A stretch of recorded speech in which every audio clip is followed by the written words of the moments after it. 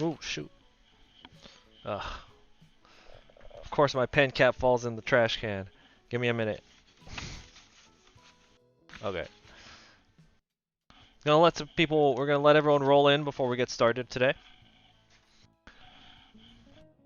Also, I need to let everyone know on the Instas that we are live.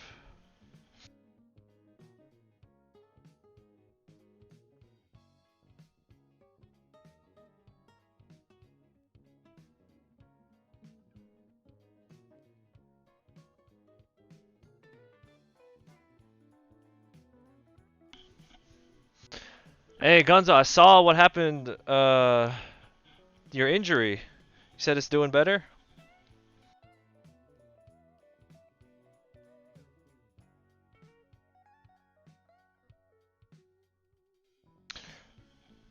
Let me share this on the Instagrams before we get started. Platinum, what's going on? So, just curious, whoever was here yesterday, what'd you guys think of that, of our little tutorial session yesterday?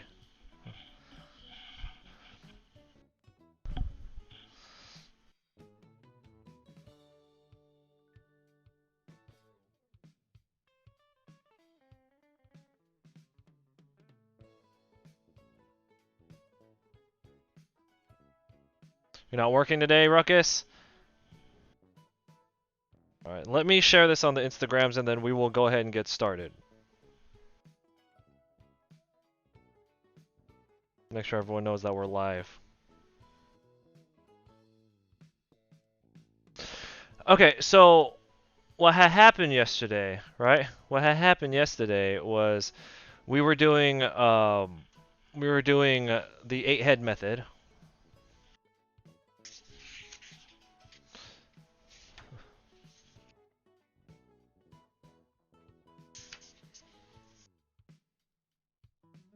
If I could find it for you guys.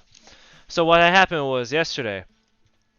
Yeah. So again, uh, these are targeted towards people who need refreshers, like me for sure. Or if you're brand new, I try to break it down very simply. So before we get started, I need to let everyone know that this stream is sponsored by DeviantArt. This is actually a DeviantArt collective challenge that I'm running right now. The DeviantArt Collective is a sponsorship program by DeviantArt for art Twitch streamers. And if you want to drop the command DeviantArt, you guys can go check it out. I recommend that if you're an art streamer, you at least give it a look-see. So the challenge that we have is I'm going over a few of the more basic concepts of drawing a person. And by the time we're done with this 6-episode stream series, I hope that you guys will be able to draw your people just a little bit better. Yeah, so yesterday we came across a problem after we did the 8-head method, we came across a problem where I couldn't really convey to you guys how to draw a character in perspective. And I think the problem was that I skipped a step for you guys. I went straight into anatomy, so when we started drawing people in perspective, I was too busy drawing like a little bit of fat and muscle and stuff, and we can't do that if you're brand new. So that's my fault. And then yesterday, Tim pointed out that we should probably just skip to mannequins and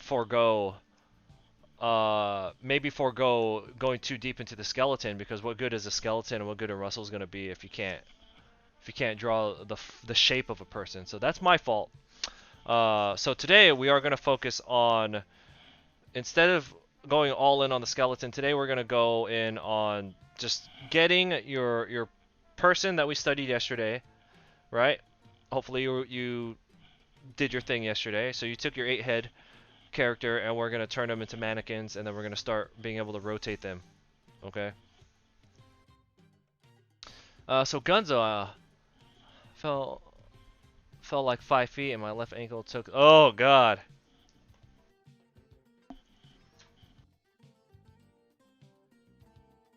Zara, we've been on for 5 minutes. We've been on for 5 minutes. Don't worry about it. I just got through our little intro. So, yeah, so we're changing the course a little bit.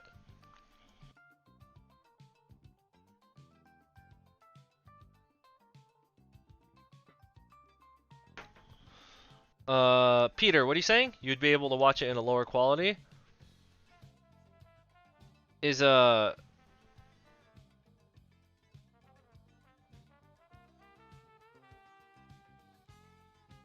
you still in the hospital? Is that what you're saying? Damn. I'm gonna ask where you fell. What's 5 feet?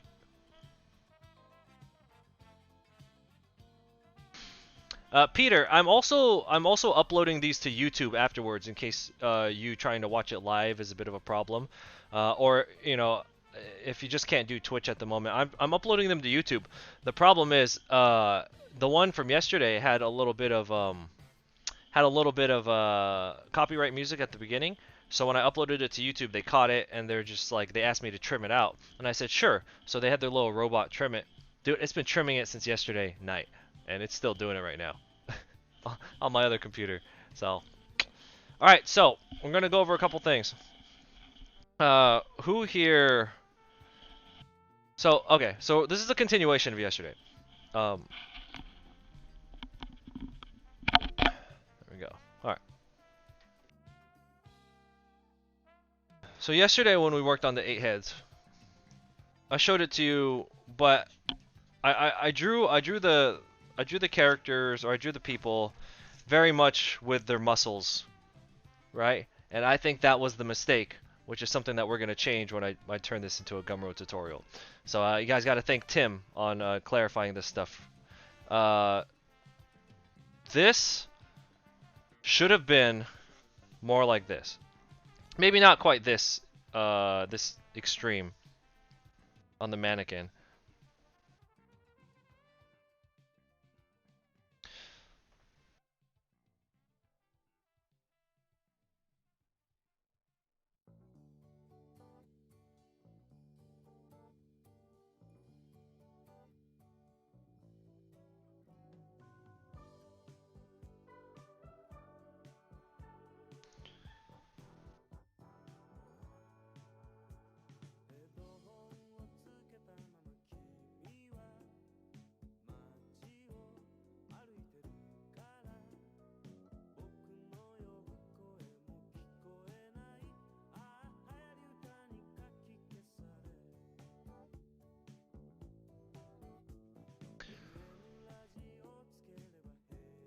Got out of hospital 10 days ago. Was messing around with some friends walking along the ledge of a building. Well,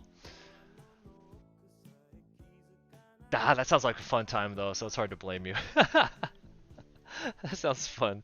So,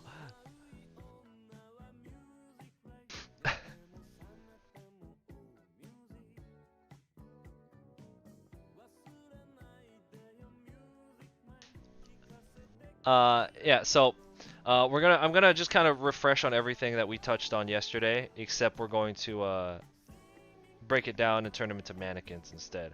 And then once I break it down into mannequins, then we're gonna go back to that part that we struggled with yesterday, like I struggled to explain to you guys.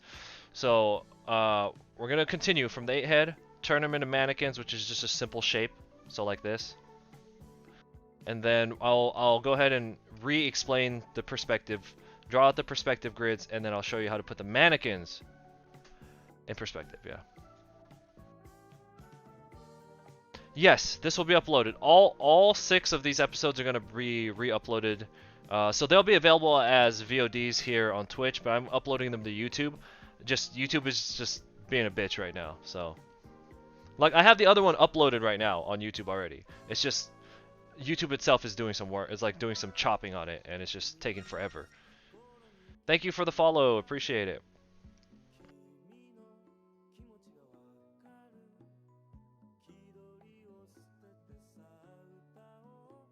Okay.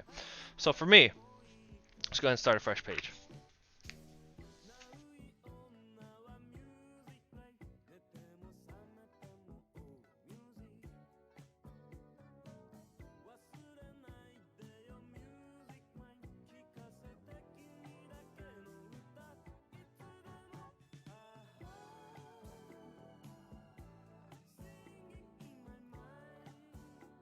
Mm.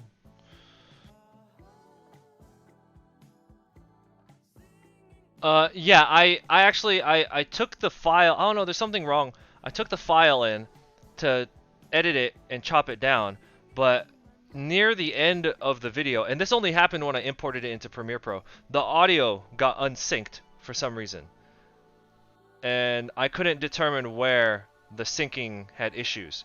So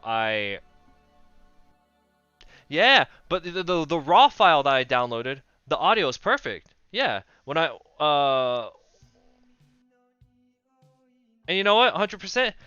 When I record videos, or like when I make my vlogs, that is why I record audio, my voice audio on I record it on a Zoom H1. I record my audio separate from my video, and then I on two different devices, and then I bring them together in post production. Because if you run into that problem where, like, you have the boom, or you have the, what do you call them, the, not boom mic, the zoom or whatever they're called, yeah, uh,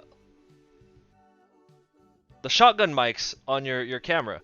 Sometimes that happens where for some reason, it's probably like a right issue where it unsyncs.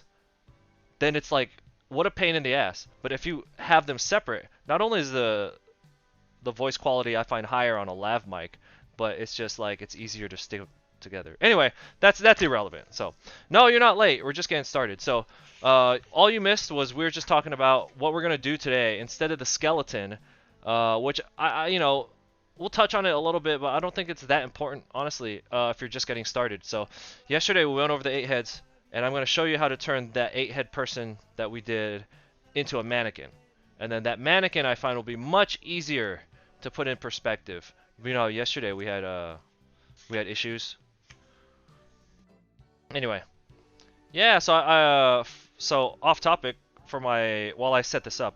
Off topic, yeah. For my vlogs, I always record the audio separately, with a lav mic on a portable recorder, because it's easy to sync it up. It's not a big deal.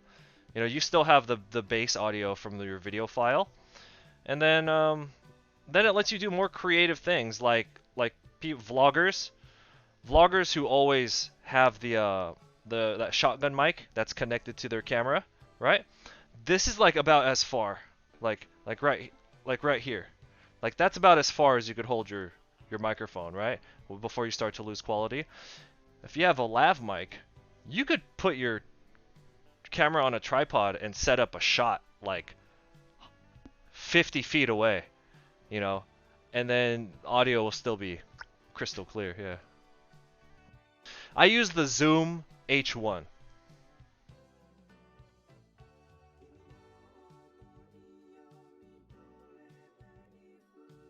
I know. Hold on. I'm gonna go off topic for 1 second, okay? Because I wanna. Because okay, we're gonna go off topic. We're gonna go off topic before we get started, okay? So I know this is a tutorial stream, but fuck it, it's still my stream. I'll do what I want. So, I'm excited. All the Artist Alley vlogs that I've shot in the past were recorded guerrilla style on a really old beat up Sony A5100, right? I broke the kit lens, so I'm using this really, really, really cheap I think it's a 30mm full manual lens, right? Um,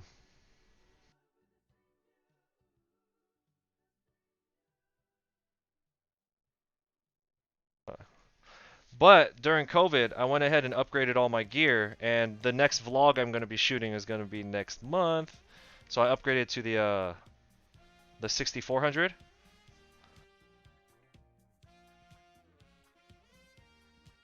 Yeah. So that'll be fun. But yeah, so then you shoot the audio, or you shoot the video, and then you combo one of these with a corded lav mic, because corded mics always sound better.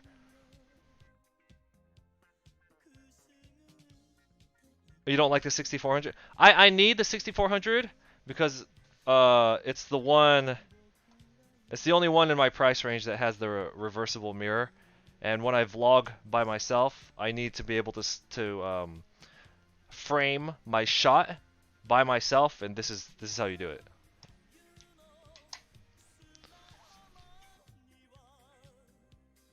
But yeah, that's it. I haven't been able to talk about my gear for a long time, so this was fun. That's all this is. All right, back to the stream. Back to the stream. Back to art.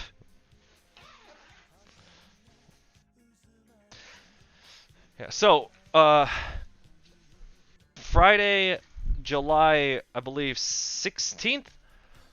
So Thursday, July 15th, and Friday, July 16th. If you are in Las Vegas, there's a pop-up shop called the Las Vegas Toy Con. I will be there doing a live drawing. If you want to come say hi.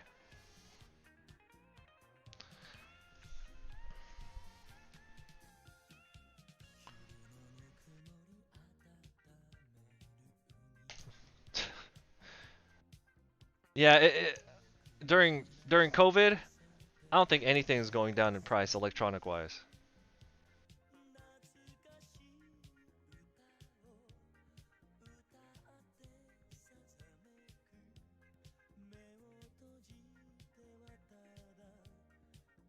It's a good camera though, dude. It is really nice. Like I had so many years on the A5100 that when I finally upgraded to this one, I was like, wow, this is like everything the 5100 did, like everything that the 5100 did well, it did better. Uh,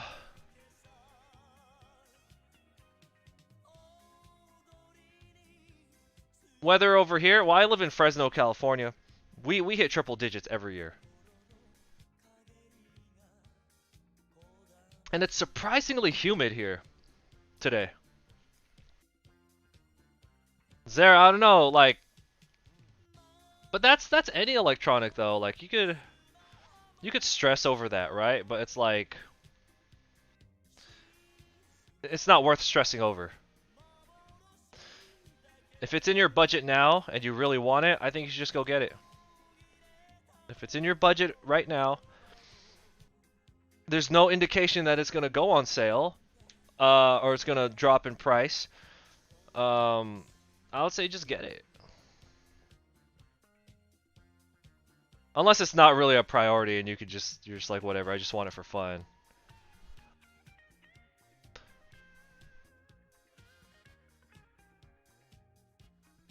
Yo, uh I've been in Vegas when it was 120 degrees before.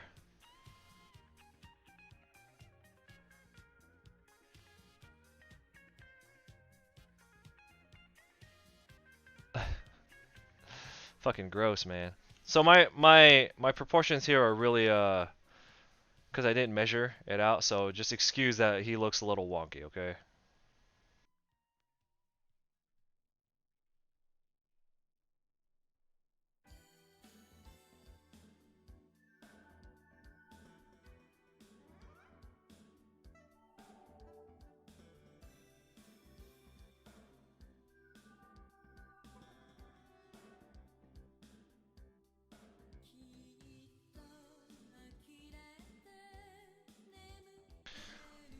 Looks like a Titan.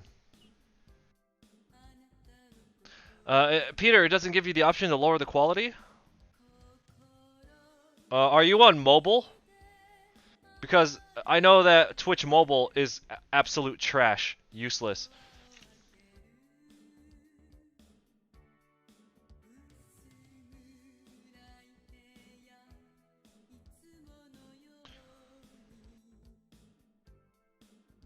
I have a cameraman coming with me. We're gonna vlog over there.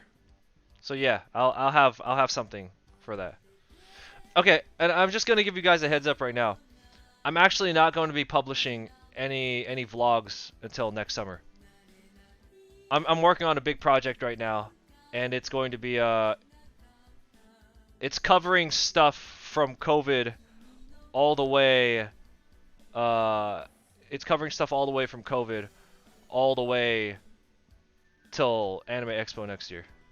So I'll be recording some stuff. I'll probably release the sections of me drawing it, but like I'm not gonna release the entire vlog. Does that make sense? You haven't missed anything. I'm just gonna show, because yesterday we went over the 8-head method, right? and I'm just going to show how to turn it into a mannequin. There are various ways to turn this into a mannequin, but I find the one that works for me is shaped like this.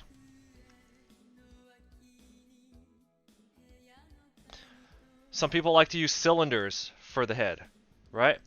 I just like using an ellipsis. I like using this shape for the head. Some people like cylinders with like flat surfaces and bottoms. I think that's because like when they to them it's easier to think of the skull because the skull is a little flat on the top and on the top front and the top part, and then under the chin it's very flat. So to me, I think people like the cylinder for that reason, which is fine, which is perfect. It doesn't fucking matter what shape you use for the head. You just use what you're comfortable with. I like using the egg shape because to me it helps me visualize like when it's tilted, right?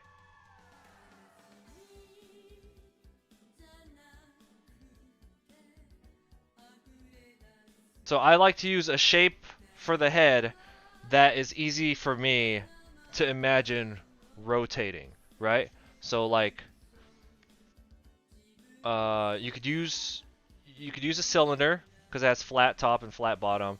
So it's basically like marshmallow.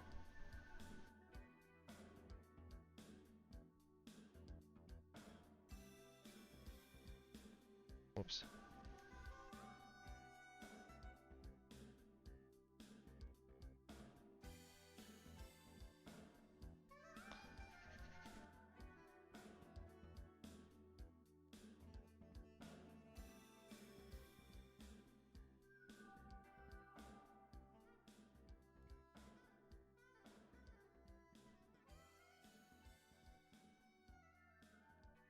Yeah, so there you go. So for the head, just pick a shape that will allow you to imagine what it looks like when it's rotated. For me, it's the egg shape. For some people, it's a cylinder. Some people just use a box.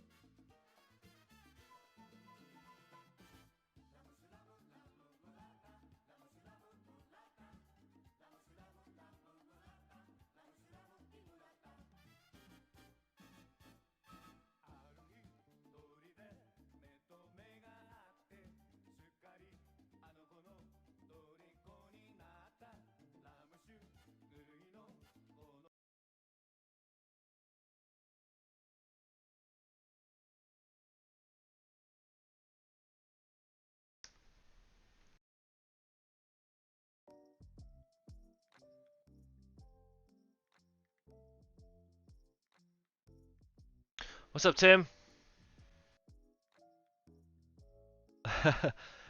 Well, the point of picking the shape for the head that you want is going to be whatever you yourself are can easily imagine moving. Like if you have trouble with round objects, use a box. It really depends on you. So,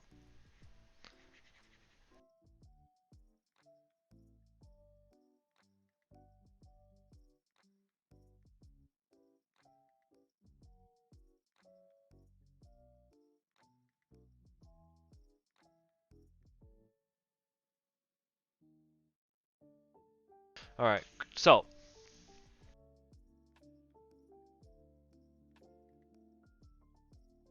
so for me, the shape that I find most useful in a mannequin, this top section, I like to have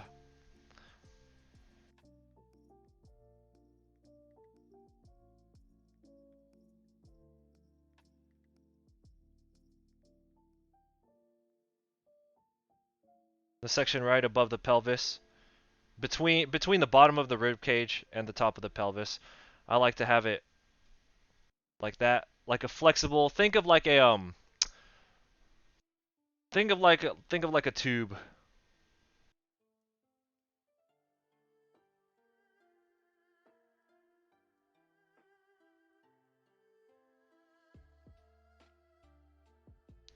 You could imagine it like a flexible tube, so that when the body starts to turn and pivot.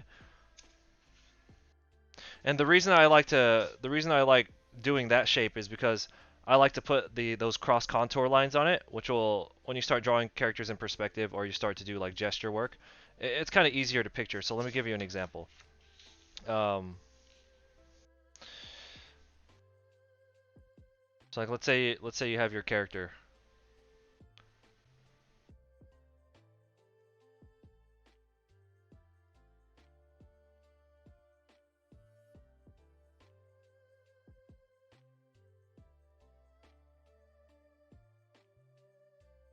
and then there's that midsection I like. Like let's say I want them bent back. Like I want them bent backwards. If I do this slinky almost look,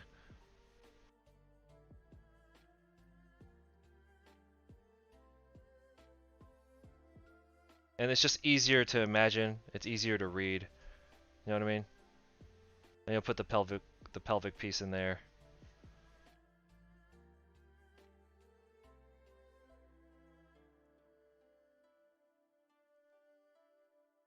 You know what I mean? Accordion, thank you.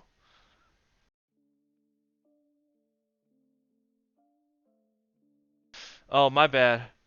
Uh,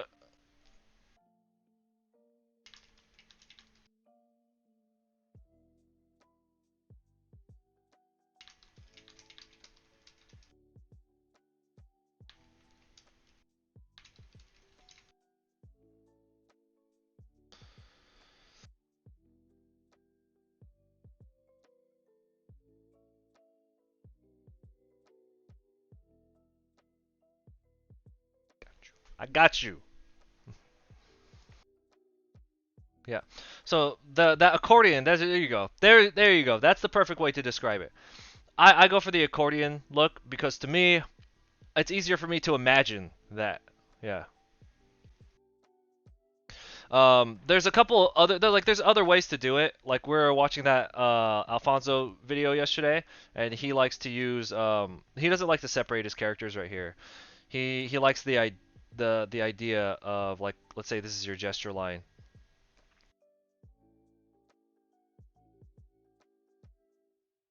and this is just a different method. Don't This is not what I'm teaching, and this is not what I use.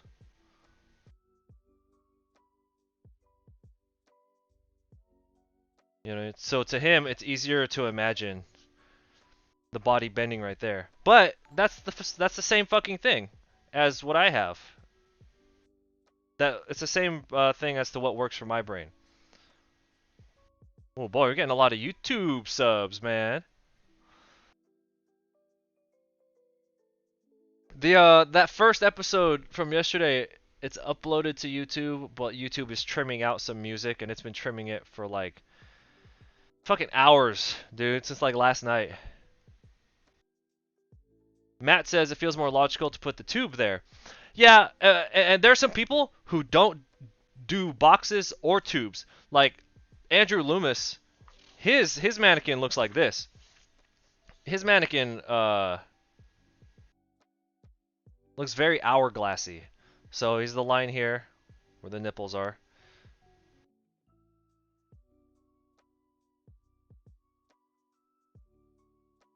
This is where the belly button would be, which is where you would bend, right?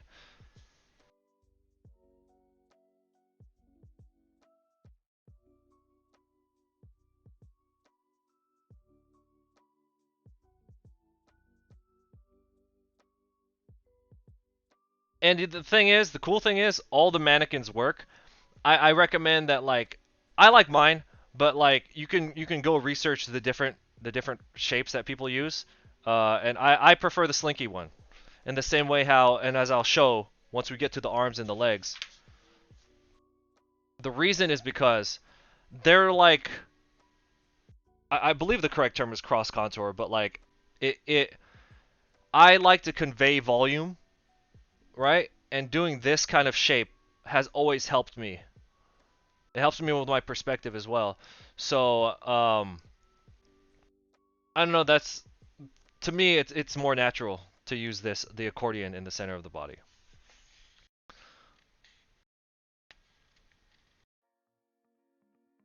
Yeah, I mean it's all just goop and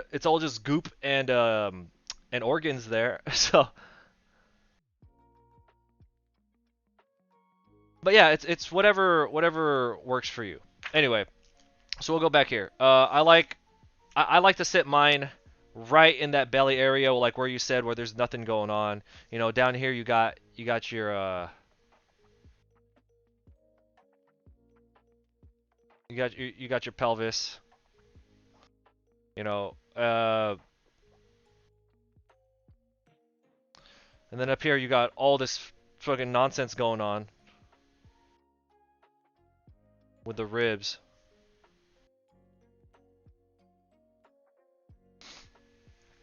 So anyway, so that's the first thing I wanted to touch on. I personally like putting the accordion there because it helps me imagine what's going on. Is that cool with you guys? Journey, what's going on, man? So I want to remind everyone that what we are doing, this is the second part of our six-part DeviantArt Collective Challenge. That is a challenge that I am hosting.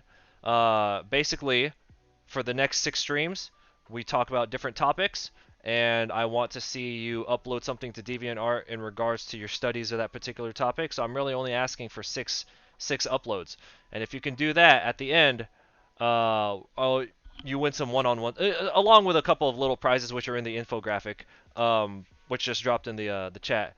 You get some one-on-one time with me, and we could like look over your sketchbook, and I might even ask you guys for some advice on my sketchbook. So we'll do some screen share stuff, and I think it'll be really educational because like I don't know, we used to do critiques here on stream, but people were a little sensitive. So I mean, like I think it's more effective if we just do it one-on-one, so we can both learn something without anybody's butt getting hurt, you know? So so I like the accordion right under the rib cage, right above the pelvis. It doesn't have to be perfect. It's wherever you like. I like to have the pooch on the belly. To me, that's where the pelvis starts and ends.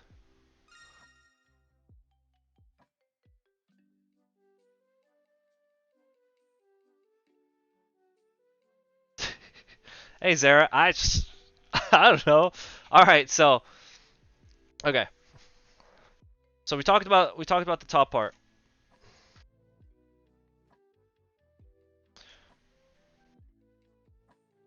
Using a simple shape. You can't even see that on stream. Using a simple shape to convey the head that you could rotate, right? And then an accordion for this middle section of the body, right where the rib cage ends to right where the pelvis begins. So this middle section right here. Dude! Dude, I appreciate that, man. It just popped up right now.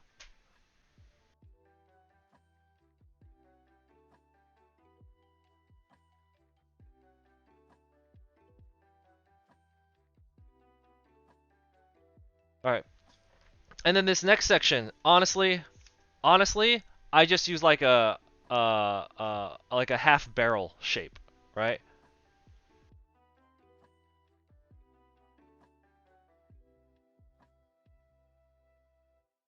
I was trying to figure out a way to describe the shape that I like to use, and I think to me a half barrel is like the perfect way to describe it.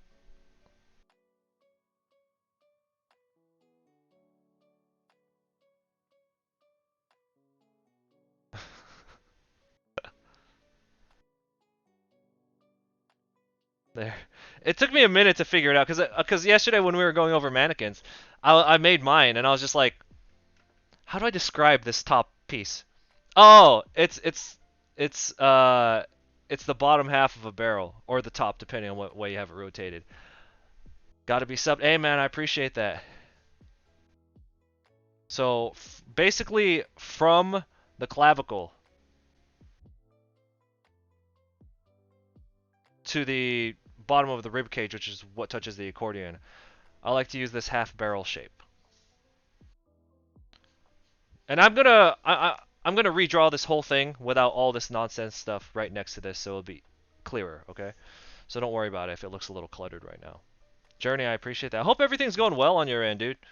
I like that last YouTube video you put up, man. That's the kind of stuff that you gotta, in my opinion, and Journey, if you want to drop a direct link to that, like that's the kind of stuff that I was uploading to YouTube too. Like in my vlogs, in my Artist Alley vlogs, that's the kind of topics that I was talking about too. And that's honestly what got people more interested in me than my art. So they got interested in me first, and then they get interested in my art afterwards. So not everyone, but like it helped a lot. So that's the kind of stuff I'm always happy to see online. Um, and then it helps me remember to just put this line across where the nipples are supposed to be.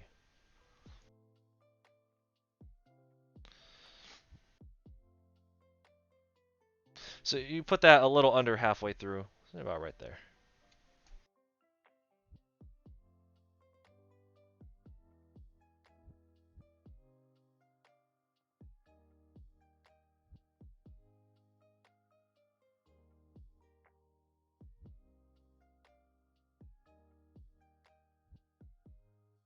And then everything else is kind of the same. Um, hey, thank you for the follow. I appreciate that. And then everything else is the same, so it's kind of like where you know, like slightly above the navel to about where the rib cage ends. If you're not quite sure where to put the elbow line.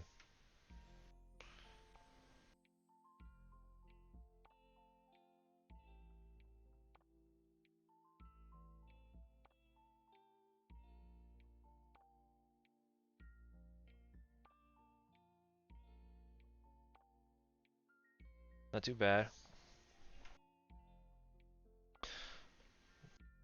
Where did my pen cap go?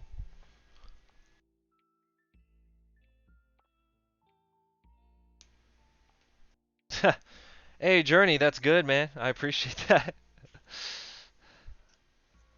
Who here in the chat, just curious, who here has never watched my YouTube channel? Not like, not never. Not even never. Okay, Matt, I want to let you know that this looks a little off simply because I didn't measure out my squares. I'm pretty sure this square and this square are really, really long, okay? So just...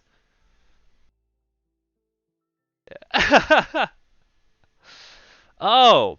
Yeah, for those who have never seen my YouTube channel, you know, before I came to Twitch, I only came to Twitch during COVID, you know, but in the before 4 times, I was a full-time convention artist, and when I was out in the field, I vlogged all my convention experiences and the artist alley and my traveling experiences, and I talked about like if a convention is well run, I talked about if you can make money at a show, I talked about what was selling, what didn't sell, if a show was even worth your time, I talked about hotel, all that kind of stuff.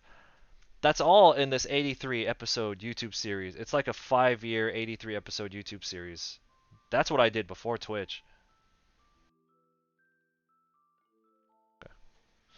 So, you guys are more than welcome. You can just command 77.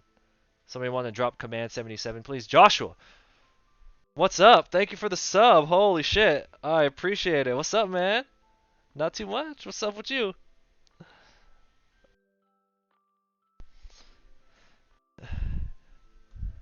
Yeah, so command 77. Thank you, Brahms. Appreciate it. But yeah, that's my favorite one. Episode 77 is my favorite one. Masterpiece.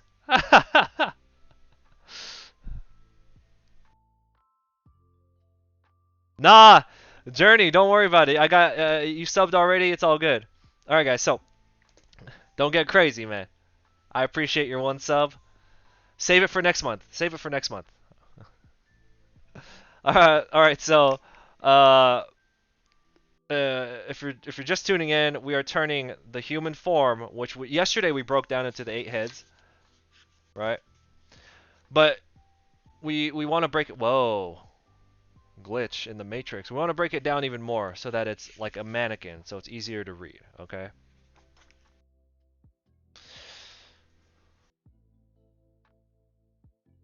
You guys see that?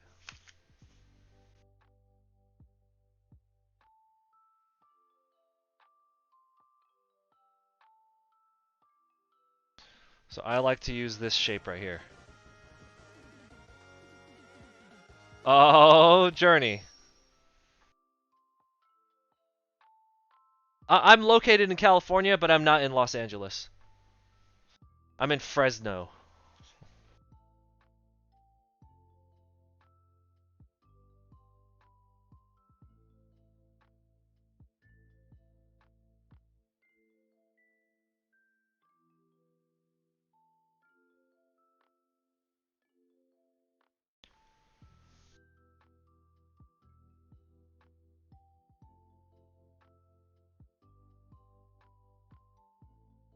Got that accordion center.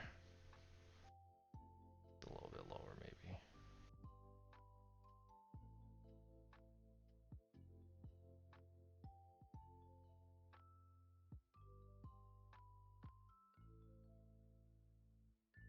Yeah, yeah. I like it here, dude. It's like a 3-4 hour drive from everything. I can go to San Francisco and back in one day. I can go to LA and back in one day. And we got international airport here. I can drive to Yosemite. It's fucking. I can do whatever I want. You're walking 7 miles a day, dude. I don't even run that much anymore. Congrats on all the weight loss, by the way.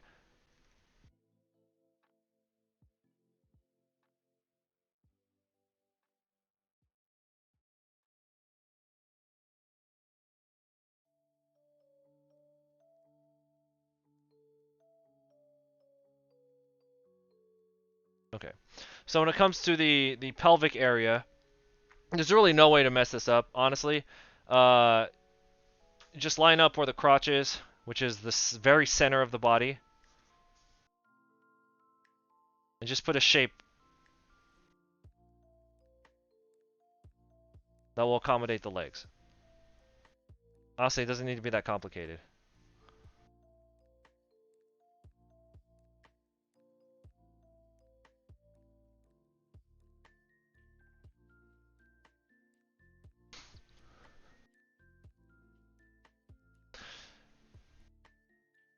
Do you have any before and after pictures? And don't tell me you're shy. You got a YouTube channel, man. Your days of being shy are over. And then the rest of this, and then the rest of it, honestly, it's just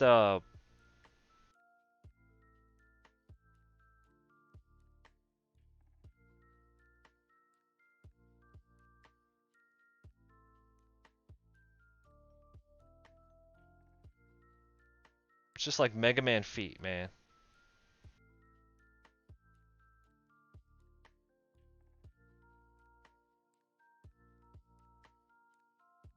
So we're talking about using mannequins because if you're not good with anatomy, this will help you draw your characters in perspective. So, to get back to the whole contour line thing, the reason I like to do that, like what you could, like over here, is it has always helped me keep things in perspective. So I don't know if you guys have seen me do like a lot of drawings here on stream, right? And I'm always doing that motion. It's because you apply that motion to everything. So like let's say you're drawing a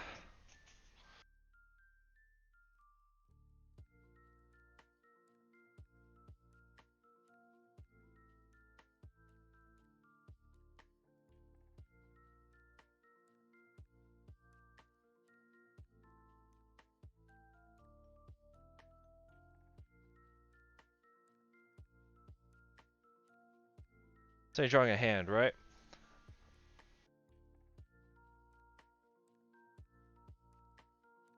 This is important. You gotta pay attention to this. So this drawing that motion tells me that my camera is over here. My eyesight is coming from this direction.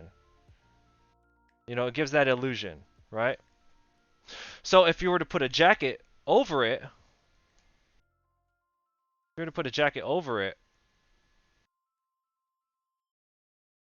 what way is that sleeve going to close? You know, the sleeve is going to close that way. That's the same thing as this line, that line. And now let's say the arm is coming in. How's that going to look? Well, the arm's going to come in like this.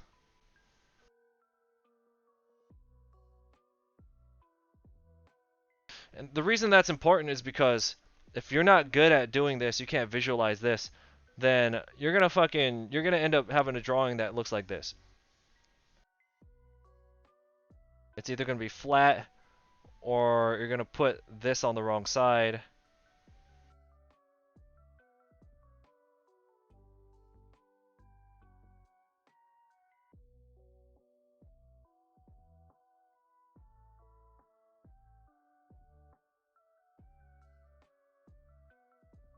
That looks dumb. You know what I'm saying?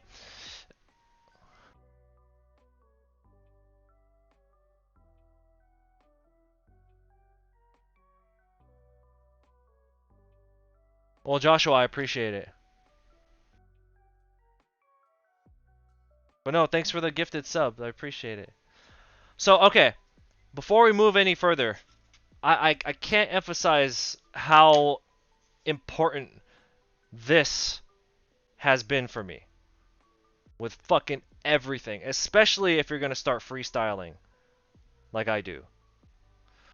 It helps you establish your perspective on everything. So like, let's say,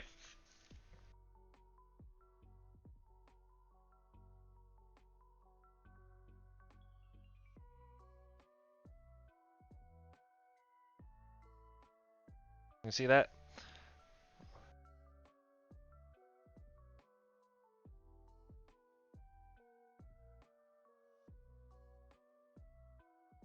Right?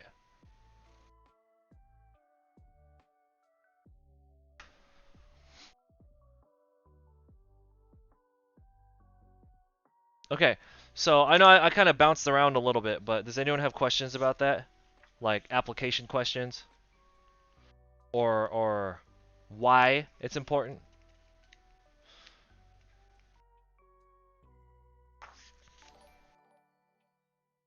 Wow, guys, thanks for all the YouTube subs.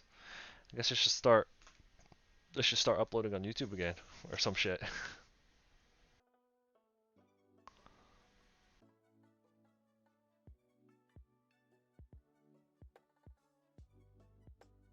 Using those contour lines can also help create the illusion of first off, it's useful in foreshortening, but second, also it can also give the illusion of distance. So like the farther away they are from each other, you give the illusion that that thing is closer, right? Versus, whoa, guys, thanks for all the YouTube subs.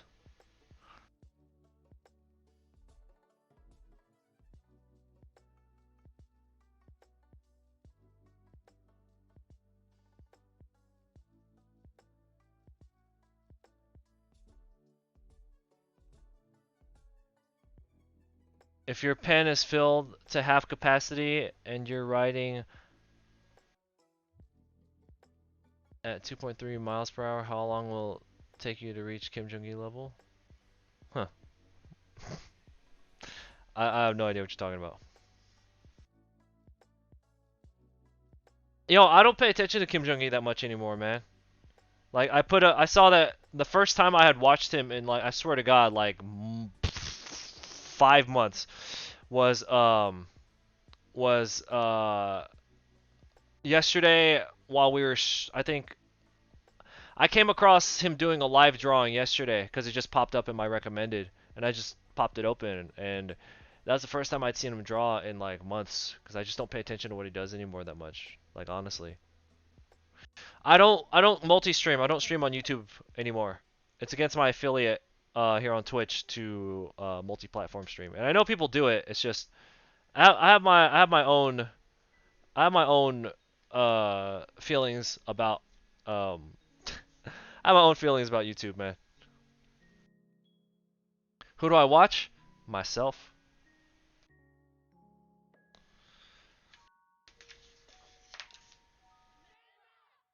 So another reason these contour lines are important is because, so let's say,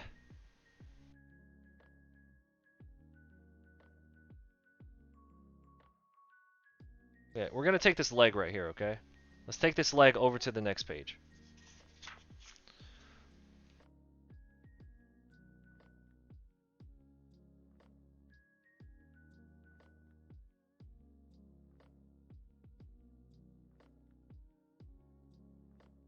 Can you see that?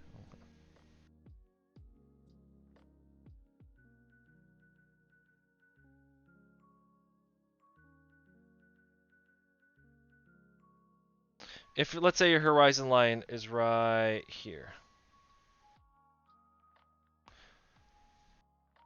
then that means your contour lines are gonna look kind of like this.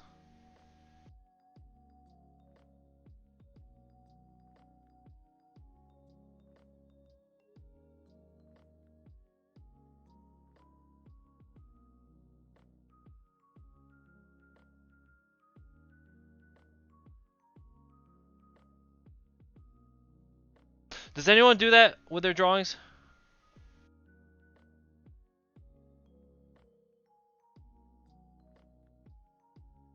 No, I mean, he's not even my favorite artist anymore. Elisa's my favorite artist now.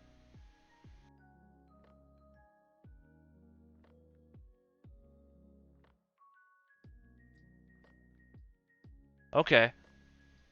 Well, good. Yeah. Yeah, I picked up the contour thing from Bobby Chu years ago, and that would make a lot of sense, right? So, yeah, it is. It is like, I think the best.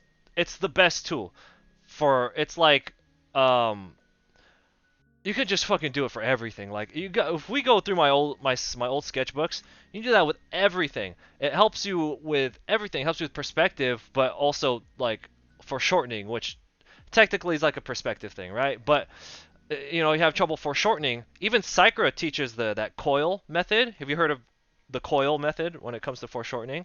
That's just this, man. That's just all this is. Where'd my pen go? So yeah, like if you're foreshortening the arm, right? The coil method is to just,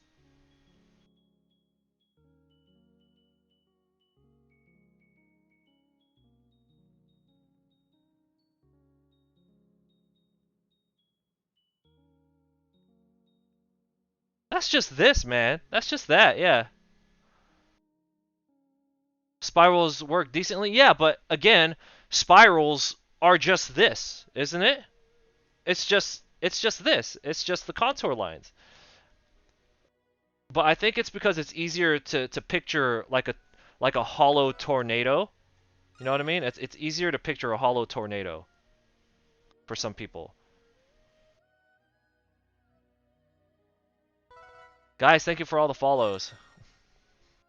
Same shit, man. All these things, it's the same shit. So, and even like when you're drawing a hand, uh, guys, shit, thank you for all the follows. But like even when you're drawing a hand, like it can help you, uh, it can help when you're foreshortening fingers.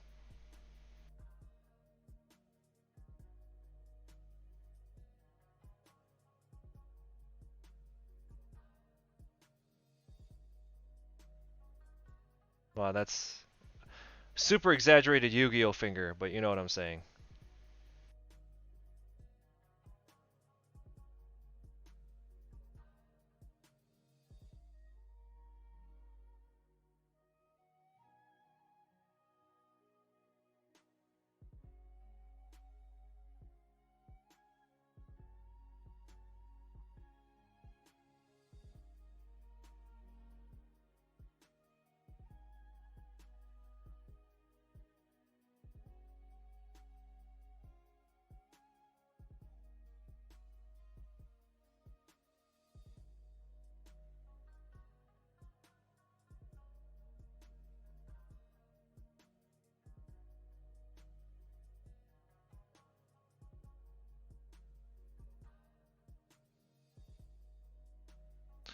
Yeah, at the end of the day, it is. At the end of the day, it's about getting the drawing to look correct for whatever purpose you're gonna make it. Um, Whatever you're making it for. You got mad skills, bro. Thank you. We're trying. Uh, so like that. Yeah, that's like why yesterday when we went over the 8 heads, I showed you all the technical guidelines that came with it, and then I slowly chopped away at all the bullshit I thought was not important. Like we knocked off like half of these measurements, right? Like there's all these measurements about like the distance of the nipple, and lining up the nipple and the navel to get the corner of the shoulder, and when you stand straight, when females stand straight, technically their calves should be somewhat of a head. That shit doesn't matter, man. That shit doesn't matter. You know what I'm saying? So it's like it's that same thing where as long as it looks good, but ultimately I think that whatever method people are using to help with their foreshortening or to help with their perspective, it all comes down to contour lines. It's like it's all the same thing, just used in different ways. Nepal. Nope, I'm saying nipple. I'm saying it because this is an educational stream and I will not censor myself so that children don't fucking get bloody ears. If you want to imitate a painting style similar to someone else, would it be a good idea, use of time to do a master copy of their work? Kel, yeah, yeah. If you want to get a grasp on another artist's particular style, whether it's how their people look, or it's how they render, or you like the way their brush strokes are, just copy as many of their pieces as more importantly the pieces that you like. Just fucking copy them. I don't know how many of those. Oh no. Oh no. Yeah. Yeah. No. It's like master studies are good for a reason. I've never done large painting master studies, but I've definitely copied my fair share of Adam Hughes and Art Germ's work, my two favorite artists from back in the day. Like, traced over a lot of Art Germ's work. I used to watch him draw on Livestream.com. And then I'll draw along with him and try and copy exactly what he was doing. And it's good. You should do that. You should fucking do that, dude. Like, I have Kim Jung-gi's sketchbooks, and I have copied exactly like exact things out of it to try and get a grasp. And sometimes you only need like a couple of good drawings from them, and then it'll change the way you approach your drawing.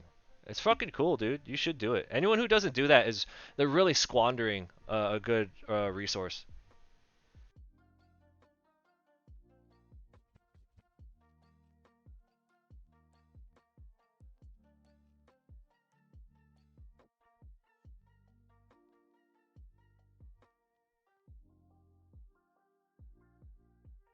Yeah, I mean it's all yeah. So anyway, just to review what we talked about so far today is we re-reviewed the 8 head method which we showed yesterday. Okay, and then yesterday I attempted to show you guys how to draw them in perspective, uh, right?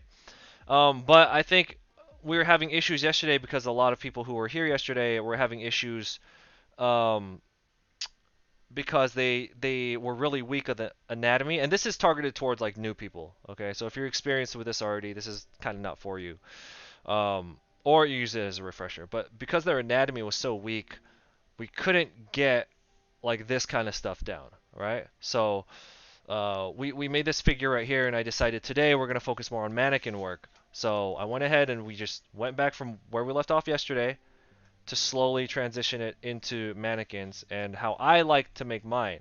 So I like to use an egg shape for the head of my mannequins. Um, some people like Marshmallow's head. Some people like cubes. It's whatever you want. Um, and then for the upper part of the body, so I like to go from the bottom of the rib cage up to like around the clavicle to maybe around where the trap starts to meet the neck. I like to use this half of a barrel shape, whatever you want to call that. I'm sure that shape has a name. And then I like to use an accordion with a lot of contour lines on it for the midsection where the navel is. And then this is just like whatever shape suits your pelvis needs.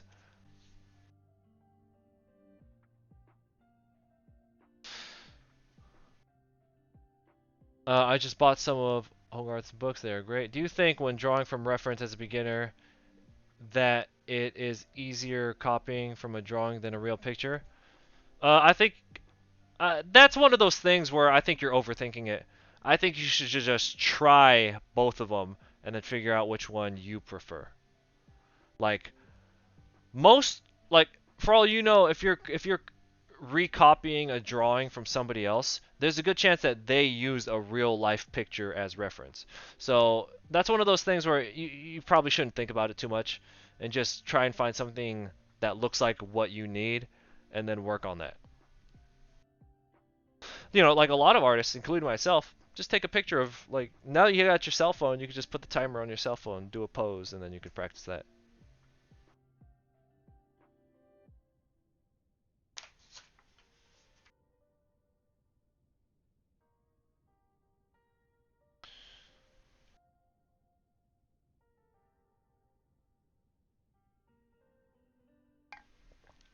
Taking your own reference photos is awesome.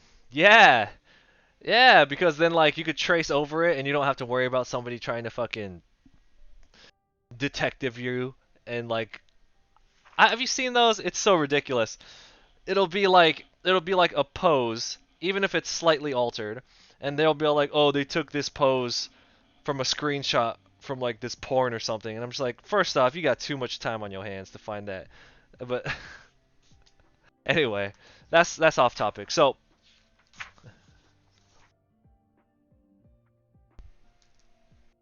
all right. So,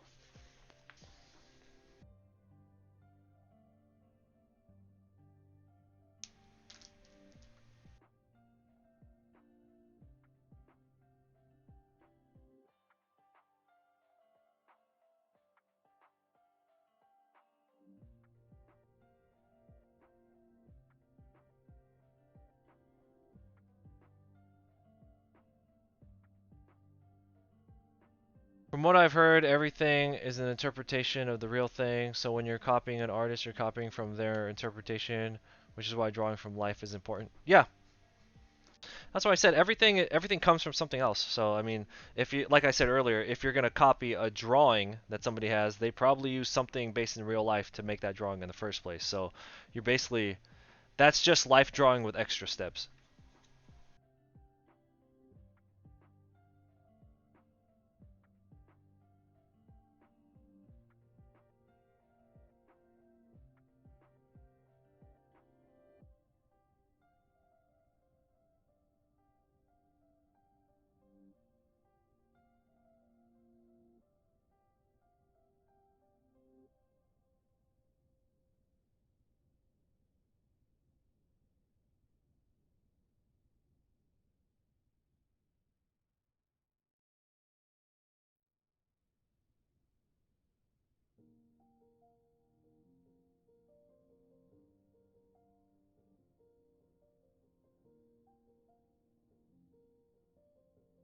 What do I do?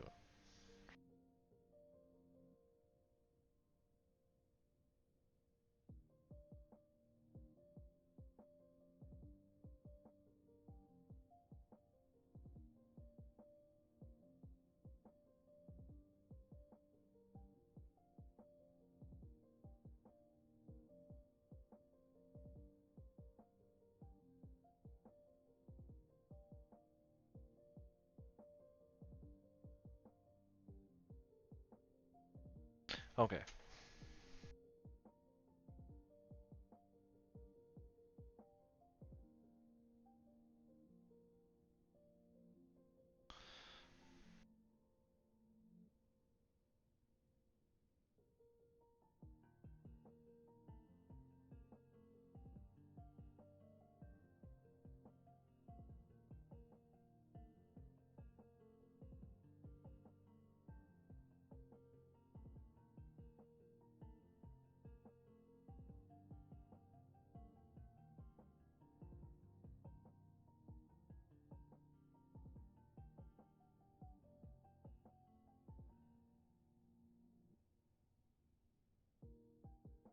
Can you guys see that? I think that's a little small.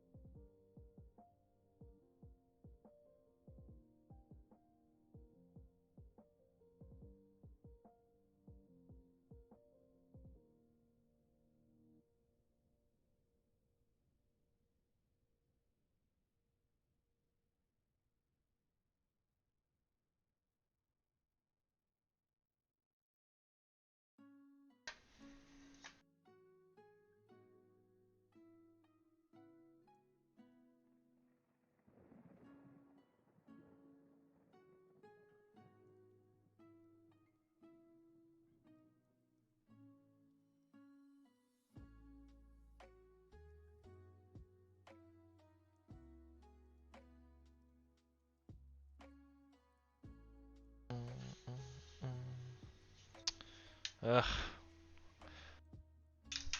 need a smaller ruler.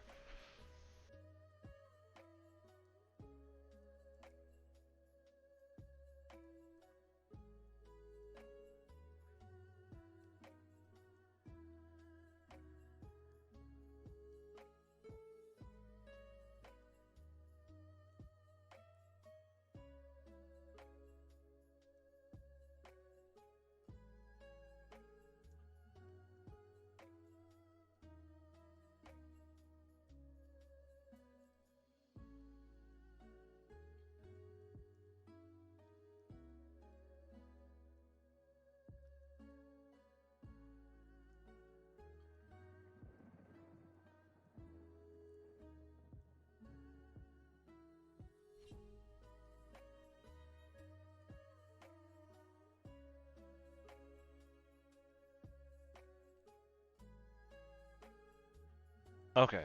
That looks a little better than what we had earlier. So,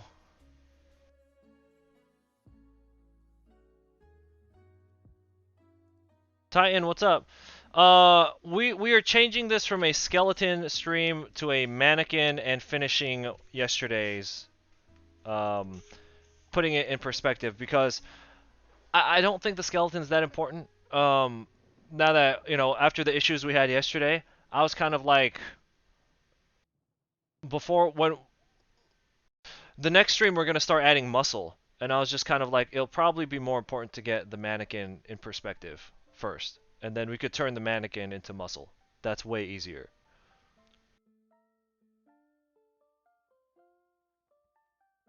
So are bones still going to be a thing? Um, I don't know if we're gonna have time today. So I mean, that's what we were originally gonna do, and I was prepping for that. But after what happened yesterday, I kind of needed to move things around because you see, like, everything we're doing today is based on like that last 20 minutes of what we were having trouble with yesterday. So I don't know. Probably not.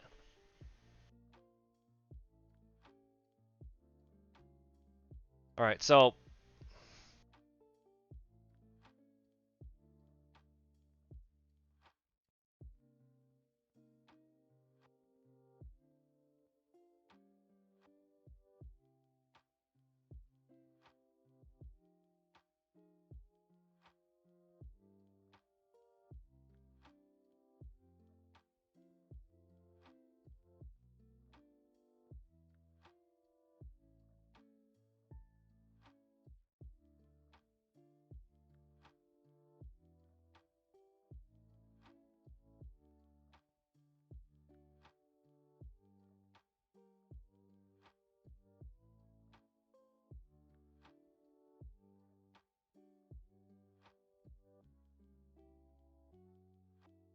All right. So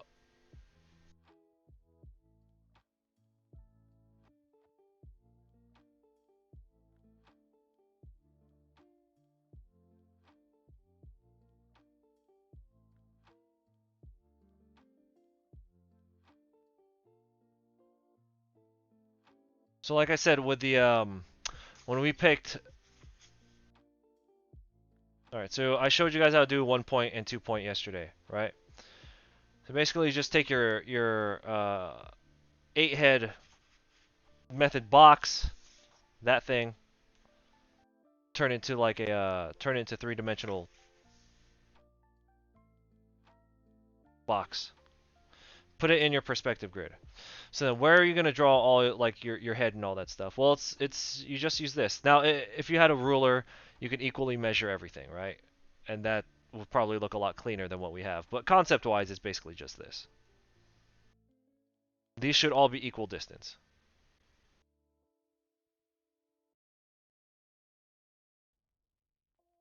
And that's it. And then you just take what we broke down earlier in the areas that I explained and just put that in there. So this top part, I like to use a I like to use this shape.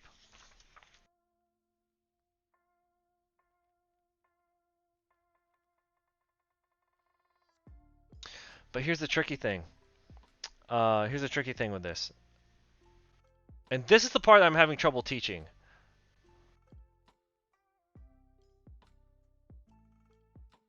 See how it should bleed underneath this line right here quite a bit. And even this. See, this is the part I'm having trouble teaching. Like yesterday we had trouble teaching this. I can do it. I don't know how to teach it. I'm just going to draw it in and hopefully you guys can just follow along. And then you can just ask me questions, okay?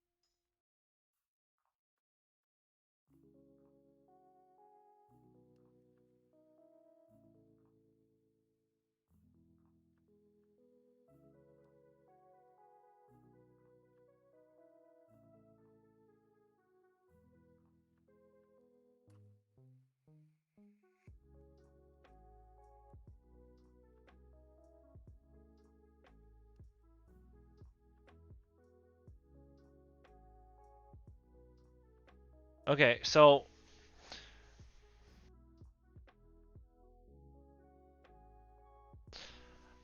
it's so hard for me to explain this. So who's still here?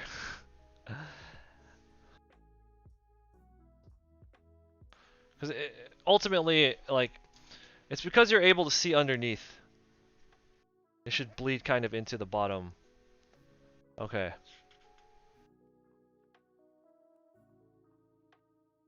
Okay, just making sure.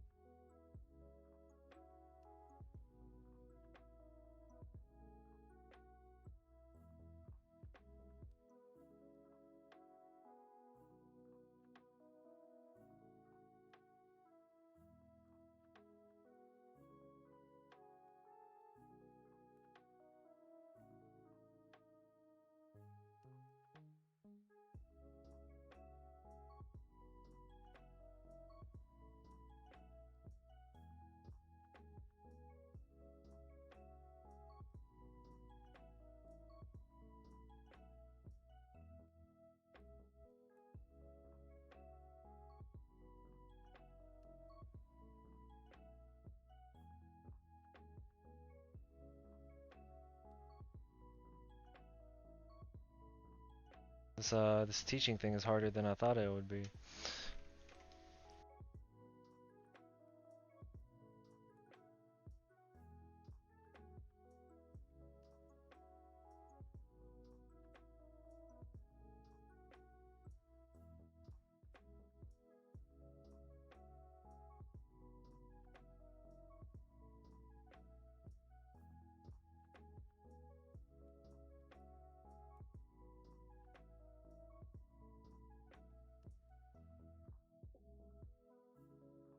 Something like that, yeah. Like you could see the other side of it.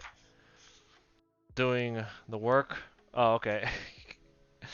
Journey says, you know, the cool thing is, Journey says, you know what the cool thing, I'm actually able to understand this. Art college totally changed my perspective and gave me knowledge to comprehend better. That's good. It taught you how to learn. It taught you how you like to learn.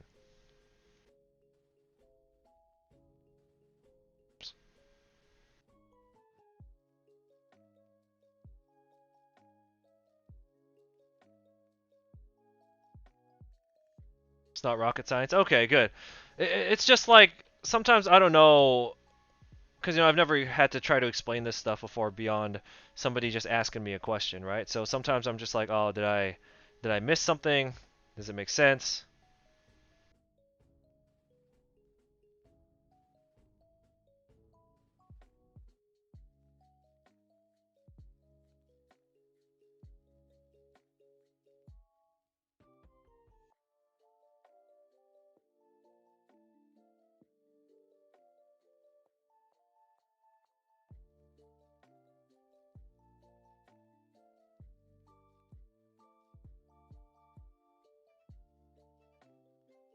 Mac, what's up?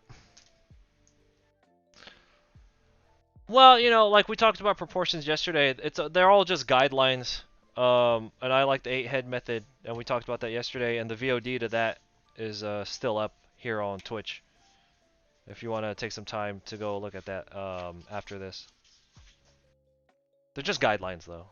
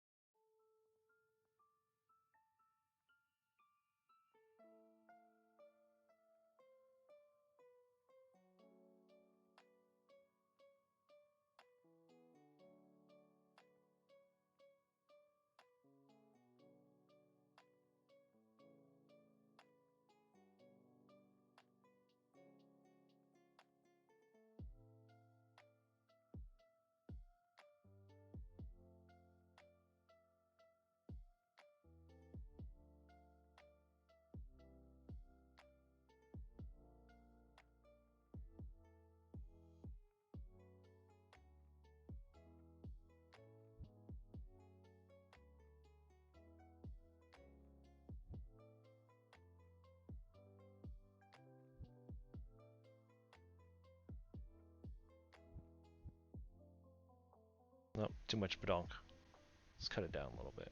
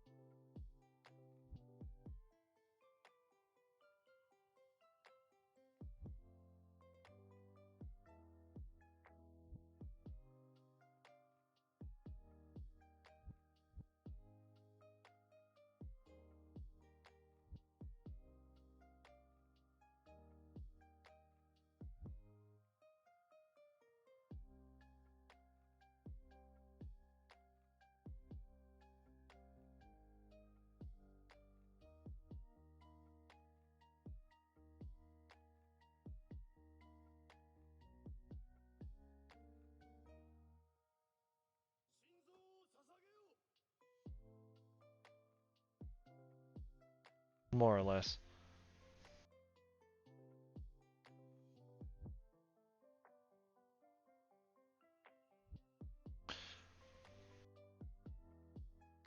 Jalen, what's going on? It's going alright. I'm fucking exhausted today, dude. This new training routine and diet that I've been on for like 2 weeks now, fucking wiping me out, man. I'm being bad though. I'm not supposed to drink coffee on my new structured diet, but I am.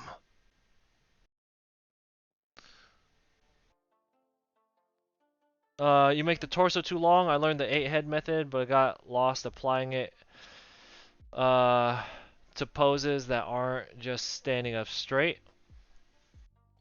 I mean, oh, so you say they're too long. is it too long for your liking, or you're saying you're just kind of not staying in the guidelines? Because like if it's technically not correct, but it still looks good, then I don't know what the problem is. The thing is, as long as you could identify it. Now, it'd be one thing if you were drawing something all wonky, and like you couldn't notice it. If you just kept doing like if you were doing this,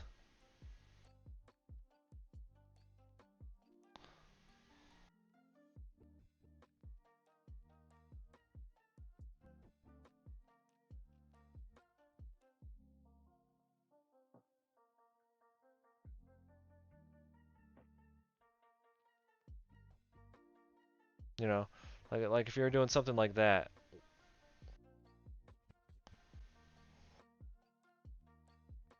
and you just you for some reason could not tell that there was something off with this Mewtwo Kim Kardashian monstrosity, then there'd be a problem. But if you're purposely, if you're, you get what I'm saying?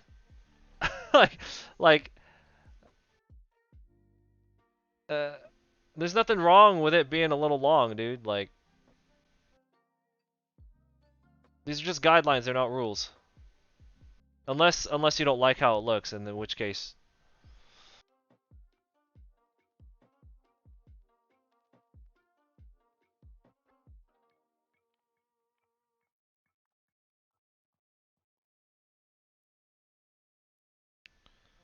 So is it like when they're sitting down?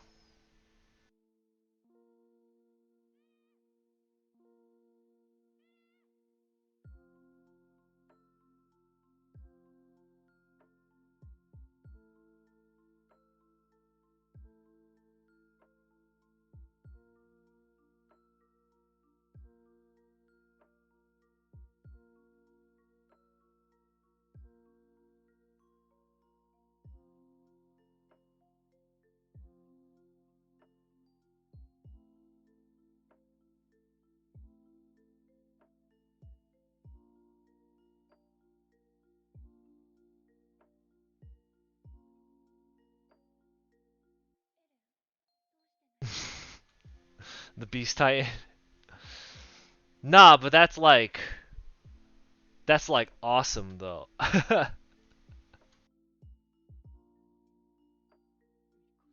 That's like monster design though. That's different, yeah. Uh,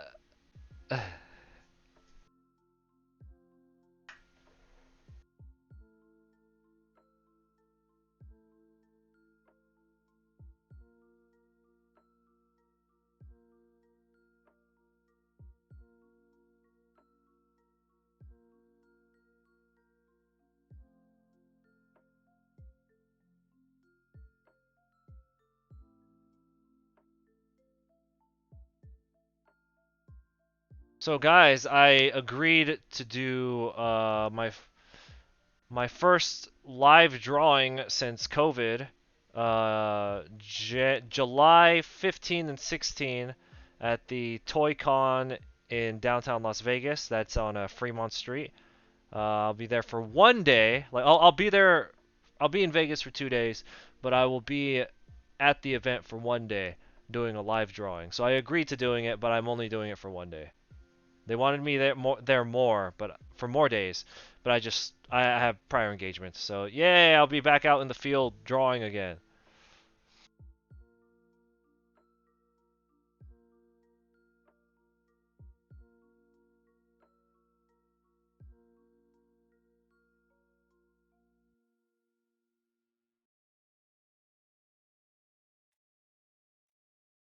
I think that's probably, let's see, how would you get around that issue?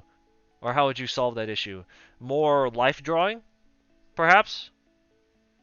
More tracing over poses? Tracing. Because like when you are just eyeballing it, like if there's a figure study in front of you or a figure model in front of you, you could try to eyeball it, but you might just keep making the same mistake over and over. I think if you this is just a potential fix to your problem, mech, is maybe find some models and trace over them.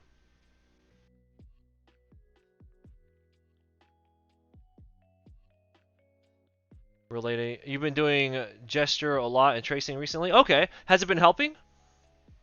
Because I would imagine that if you're having like proportion issues, like if you don't like your proportions, then tracing would be a good way to like, because you're not only looking at something different, but you're actively drawing things differently too.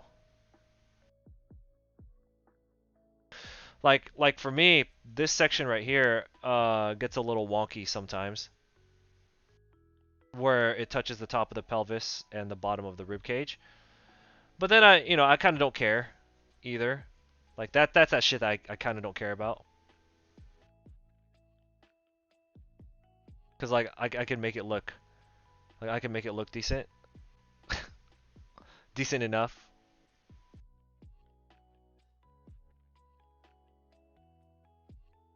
Even though it's not like on a tech on a technical level correct.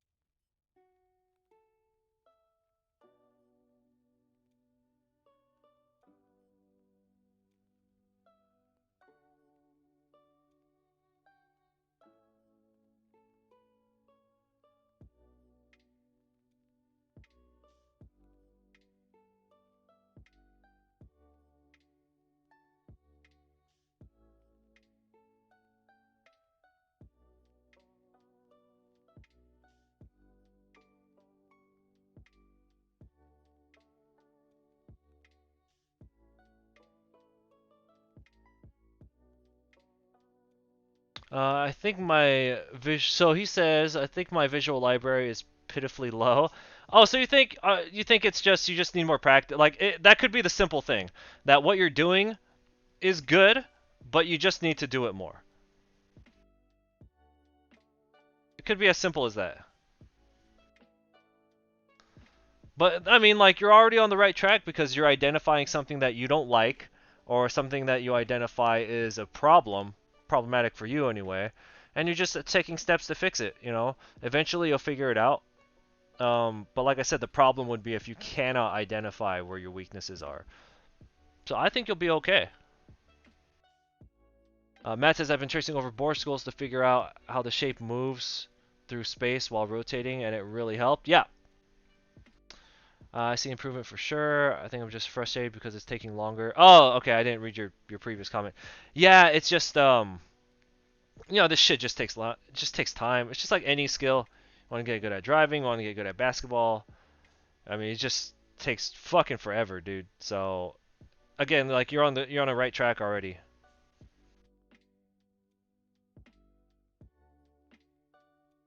What helps me is slicing everything up and flipping it in my brain.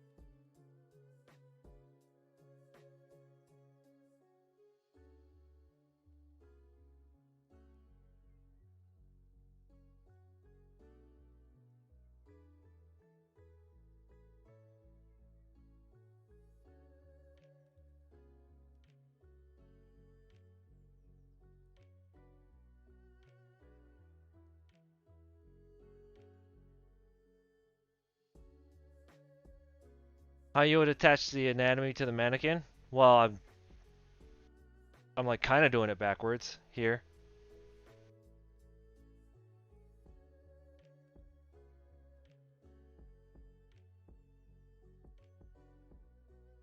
I redrew your black one. I might need more practice. So placing it on top of placing the anatomy on top of the mannequin, I think it's as simple as like remolding, because like we just use very simple shapes here, right? I think it would be, to me, it would just be like kind of morphing them. So I treat them like Play-Doh and just give them a little bit of you know.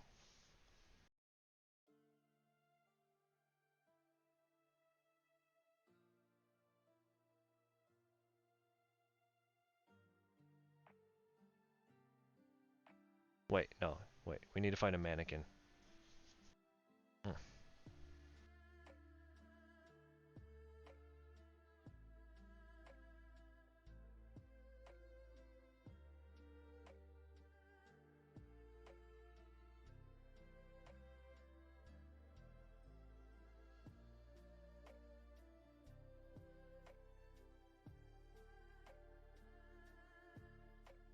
Well, maybe the Mewtwo Kardashian here is a bad example to throw it over.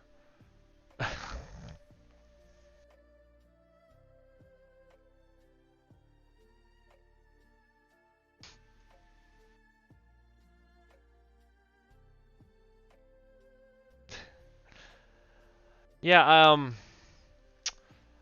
so to throw the muscles on top of the mannequin, I don't know.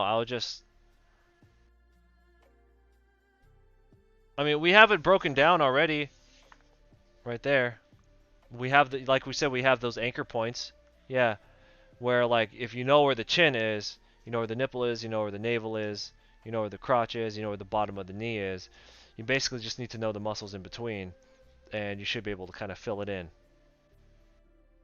Which is what our muscle anatomy course next time is going to cover. I believe that's what the next one is. Um, so yesterday was the 8 head. Today was this one.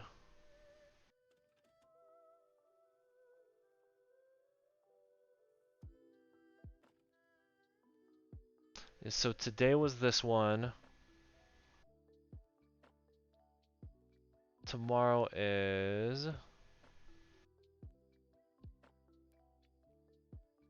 Well, I'm trying to pull up that infographic.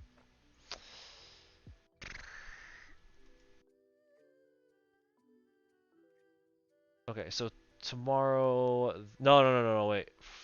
Sunday is muscles part 1, which is simplifying major groups, contracting and extending. Breast, hands, feet is on the 21st, and then gesture work is on probably the 23rd, even though it says the 22nd. Yeah. So,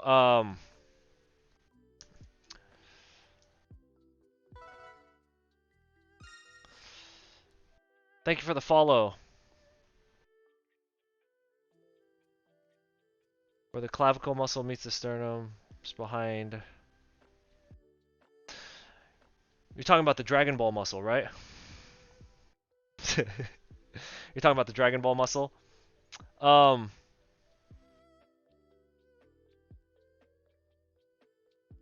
I don't know, like because it just kind of appears and disappears. Uh, you know, I don't know, like how the backing muscle. The Dragon Ball muscle. Um, I don't know, like that's just one of those muscles where it's just like, well, how are you gonna draw? Like, how do you start anything really? It's just it's one of the most prominent ones that everyone is familiar with. So it's kind of like you just draw it in there and people will know exactly what you're talking about.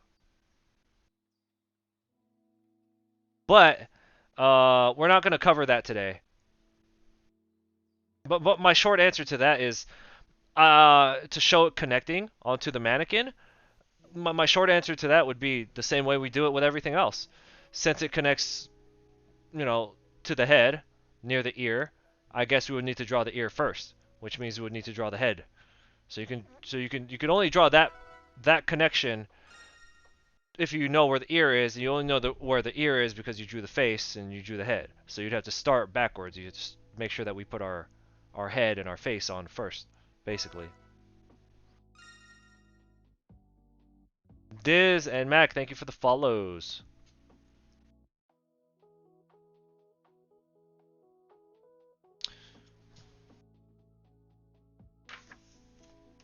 But yeah, so today's topic for the mannequins, I think we did a pretty decent job at going over it.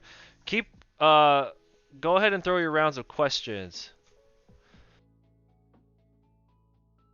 I do have the Stonehouse book. I haven't finished going through it yet, honestly, because there's a lot of like there's good concepts in there, but how would you say he had a little too much fun writing it?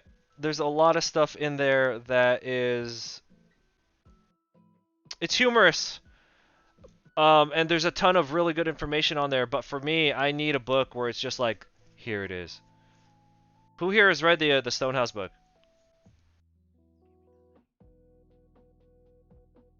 All right, Matt.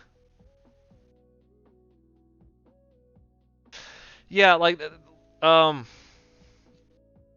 it's a good book, but there's a lot of filler in it, in my opinion. Um, but I think it's totally worth it if you can get your hands on one. It explains like the origin of like the universe, like Jesus fucking Christ. Yeah. Uh, there's so much in it. Yeah, there's so much filler in it, but like the information in it is top notch. If you can go through it and like only retain the technical information, it's top tier. I would still recommend buying it.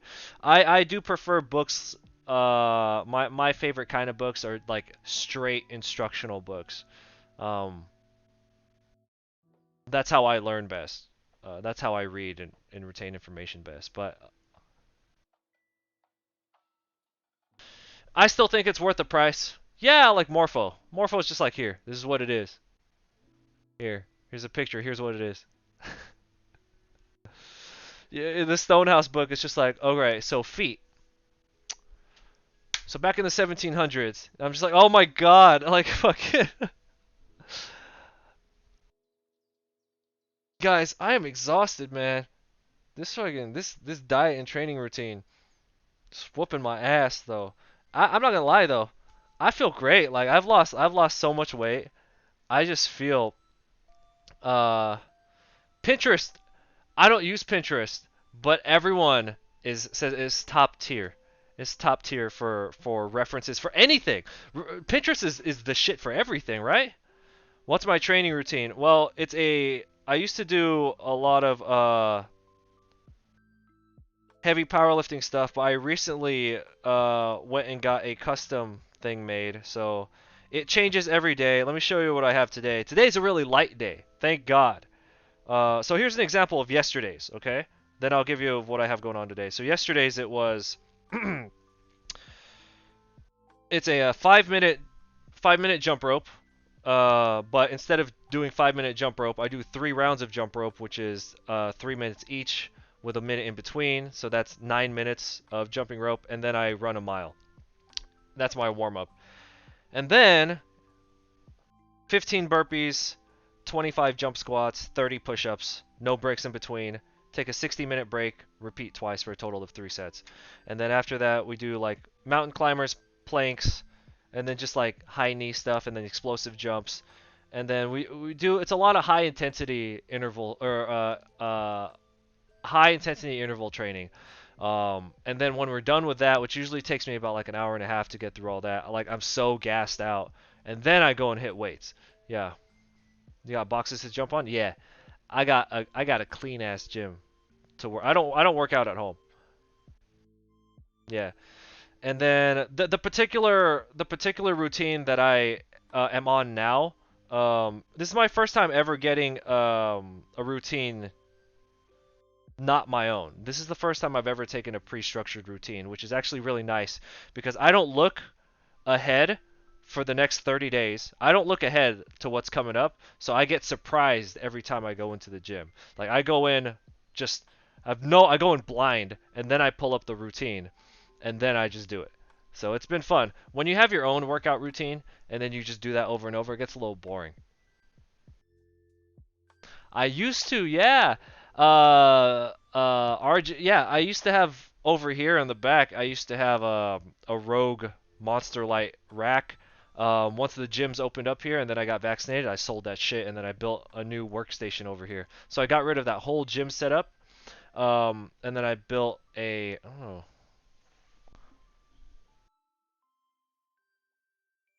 there, my digital art setup. It's a standing desk. I built a brand new computer. Got two 32-inch monitors and a 24-inch Cintiq.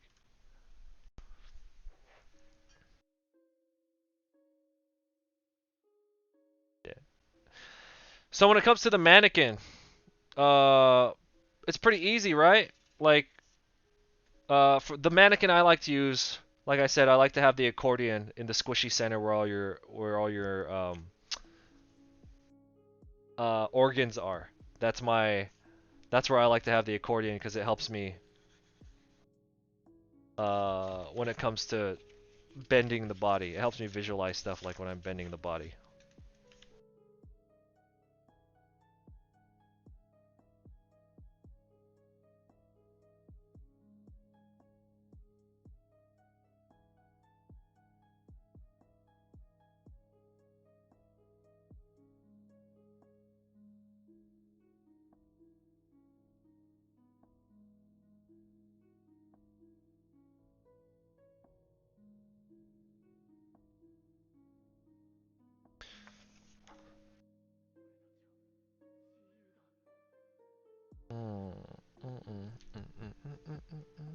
Uh-oh.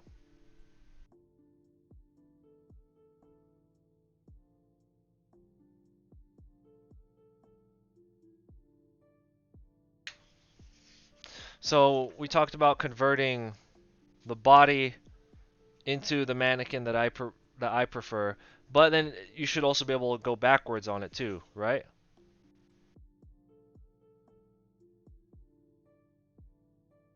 Monster says I felt the mannequin was more difficult once I took it out of the standard stance, but it probably due to me needing practice. Well, not everyone uses the mannequin. I honestly prior to yesterday, so yesterday we were having trouble putting. I was having trouble demonstrating how to put a person in perspective using the boxes. So that's when I decided, you know what, let's go back to mannequins. And I had to relearn that because I actually don't use mannequins a lot. I really don't. Um, but when I was practicing yesterday, that's how I came up with this model right here for me. I was like, okay, this is kind of like how I like to draw my characters, like obviously from what I did over here, right? So I mean, it might be more difficult because it's something that maybe you don't need. Maybe it's something you just need more practice with. I would definitely give it some time, give it a chance. It might help you out if you're having trouble drawing a person, but like, you don't need it if you're comfortable drawing a person.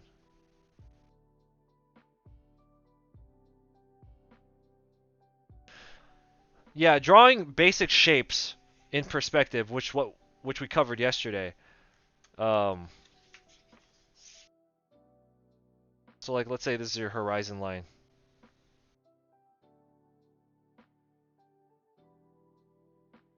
right?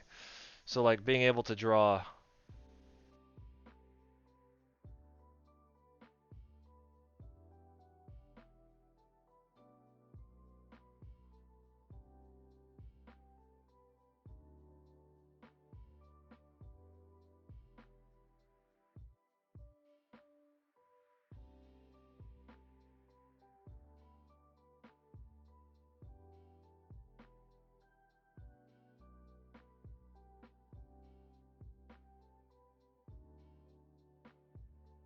Or who was it that said the lily pad? I've never heard it called a lily pad exercise, but it's basically this.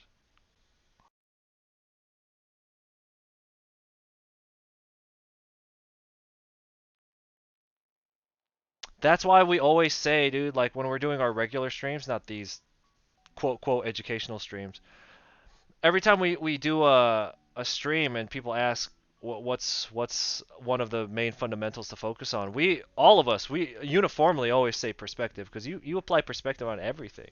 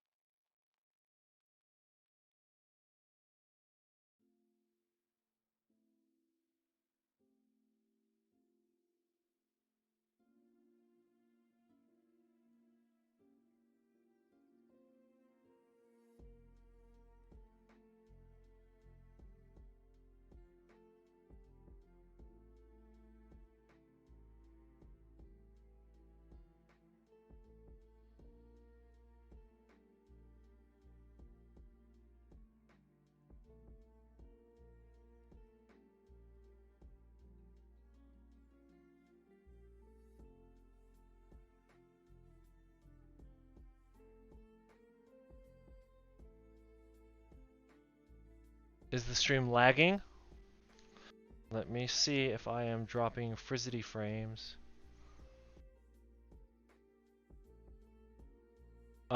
Yeah, it definitely looked like I dropped some frames, but it's looking okay right now.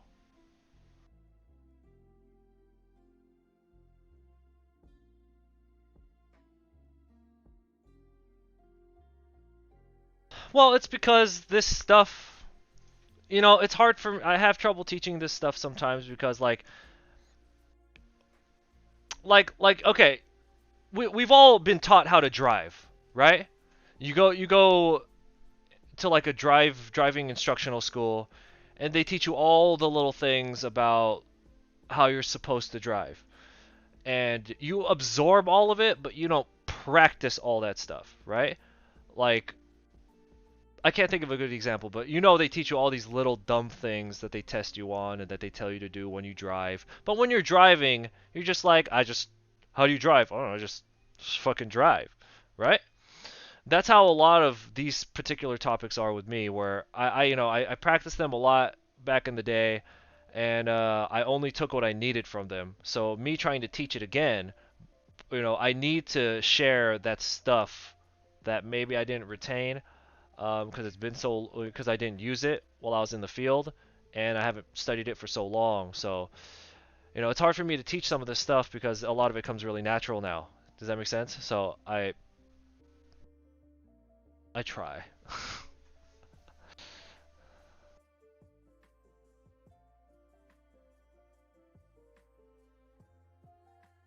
Yeah, but there are things that like I've had to relearn over the past couple days for teaching purposes.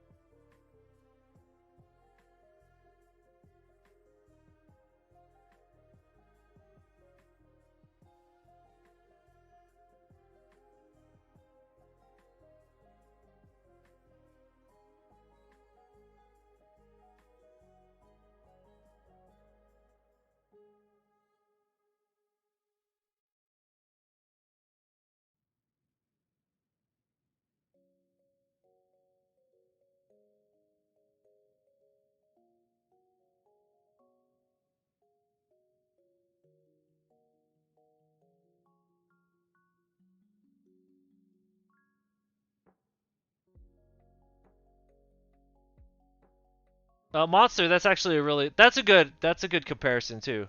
But you know, it's like that with anything. Like yeah, like that. So I'm just gonna give you guys some examples of using a mannequin, simple shapes, contour lines, and applying your perspective.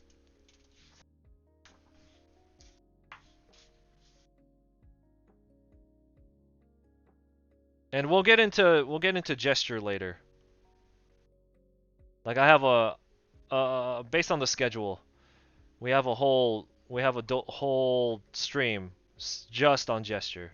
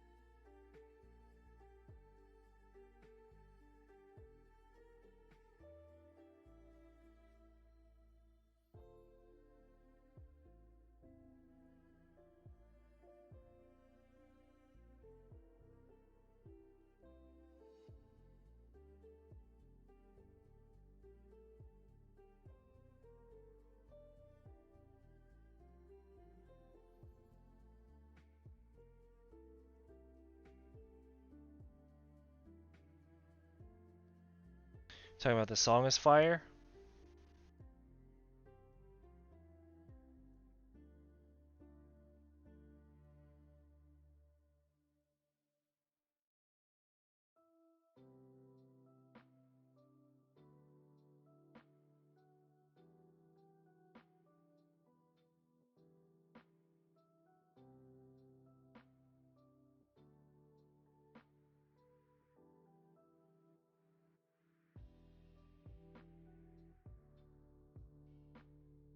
Oh, I was talking about the drawings. I knew that. I just needed to make sure.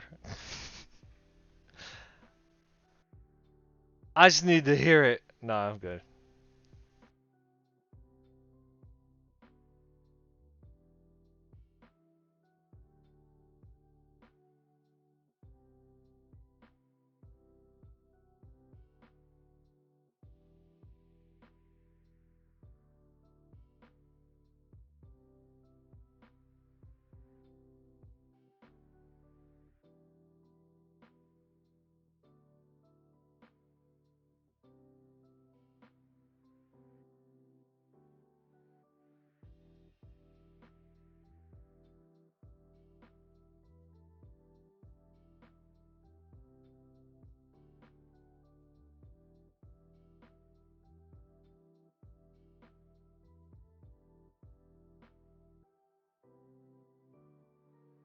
When I'm drawing,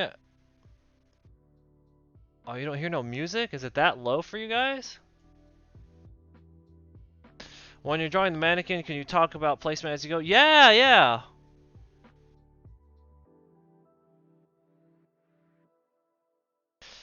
Yeah, yeah. So you kind of you should be able to kind of start anywhere when you're doing your mannequin. Oh, it's very low. Okay.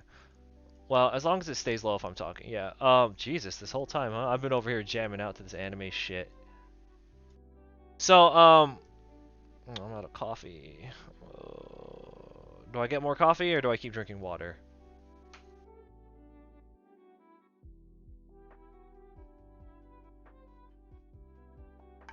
Water. I gotta go to the gym. Water. All right. So, um, when you're drawing your mannequin, if you understand your mannequin really, really well, you kind of should be able to start anywhere. A lot of people like to start from the head. It's totally fine. There's nothing wrong with starting, putting a mannequin into a reference picture is a good practice. Yeah, that could be good practice. Yeah, if you could put like some tracing paper on top of a just like a human, and then just try to fill it in with a mannequin, that's good study too. Anything like that is gonna be good study. Like don't even ask. Just everything that's like that is good. So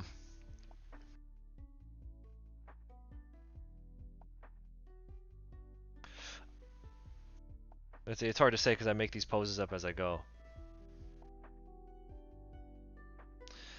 Uh,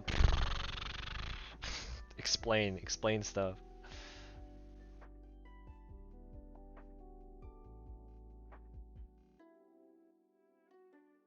So when I freestyle like this, every next line I make is determined from the line before. So because I've made this shape right here, which is the shape that I use for the head, right? That means I already know my character is looking upwards.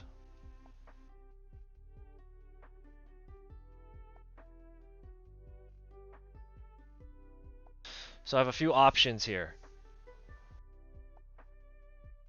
Connect the neck. Whoops.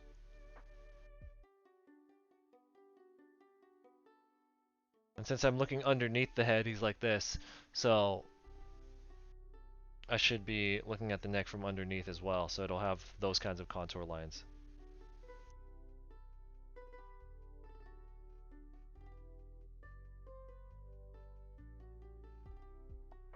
And then I'll do my barrel shape. But then it's like, I like to put... we should have talked about this earlier. I like to put center lines and stuff. So a center line, which you see me doing here, a center line kind of just helps you remember where the center of the body is. And the reason that's helpful is because once you start getting into gesture and you start like twisting the body around a little bit. So like let's say this person right here.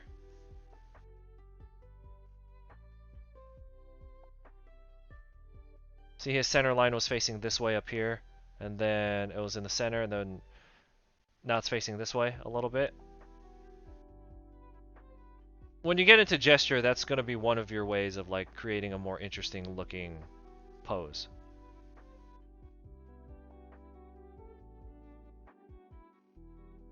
Stop it. Right.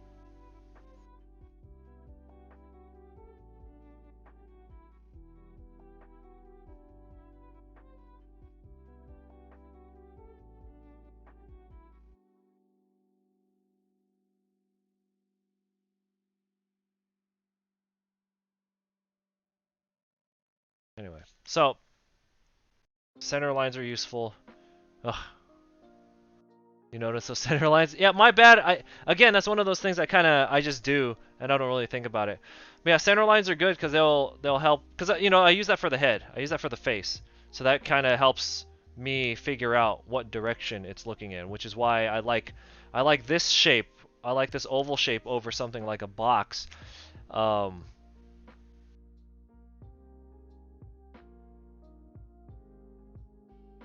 there. See? So I put that center line here. Put the center line down his neck. So we want to make an interesting pose. Where do we want to put the center line? Let's make his body turn completely sideways right here.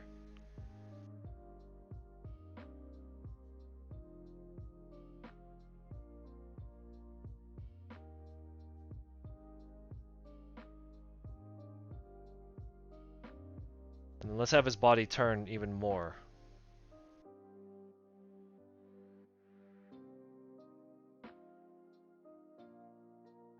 So now his center line is facing away from us.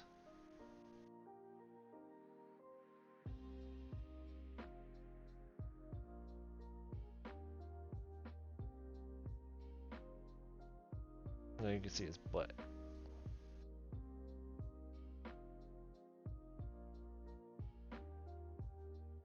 And I guess something I could talk about here too is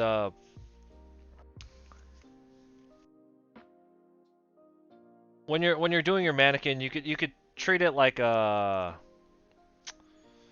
you say? So like you could treat it like I don't know, pivots. So like let's say the arm. All right, so this is the shoulder right here, okay?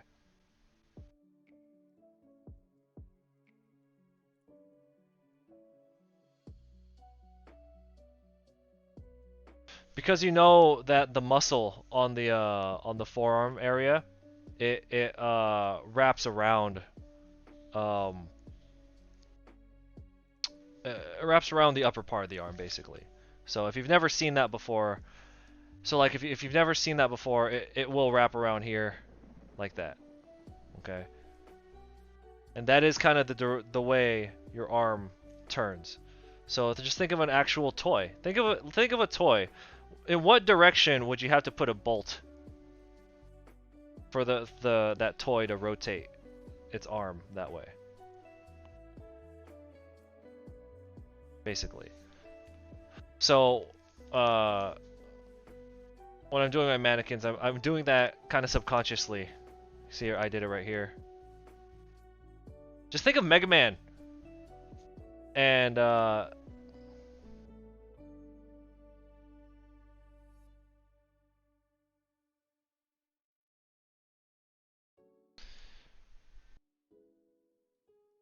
you kind of have to just think about like if you're gonna put a screw through it. Well, this is different. Ah, I don't know. I can't think of good examples. Like the knee, like the knee. It would need to look something like this.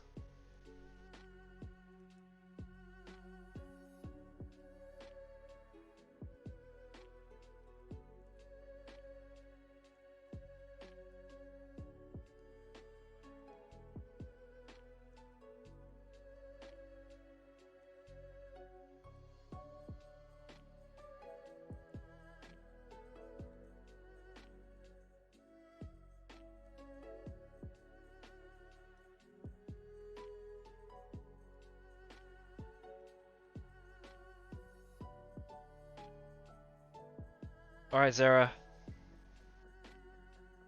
Are you headed out?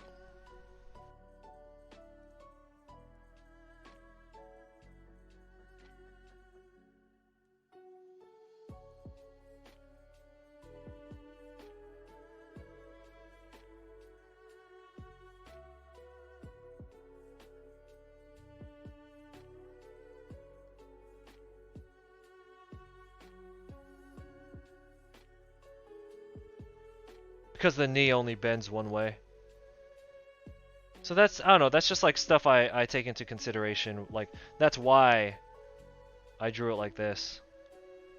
I think I did that on a few other ones. Yeah, right here.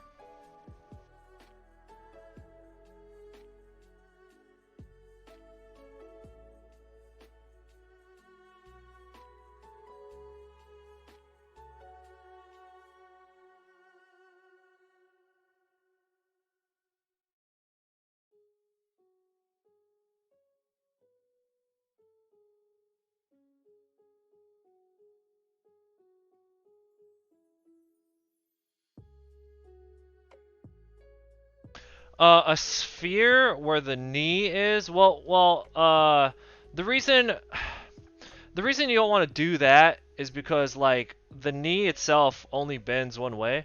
Like right here in the pelvis area, you could put a ball joint there because like the leg moves in different angles. But the knee only does one thing. From my understanding. Like the knee could only go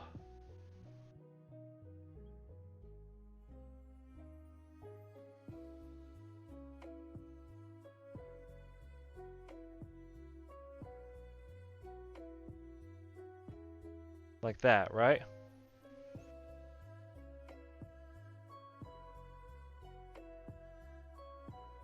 Um, that's why like the shoulder is very mobile. You can use a ball right there to represent the shoulder if you want. You could use that right here on the pelvis because they move in that kind of direction.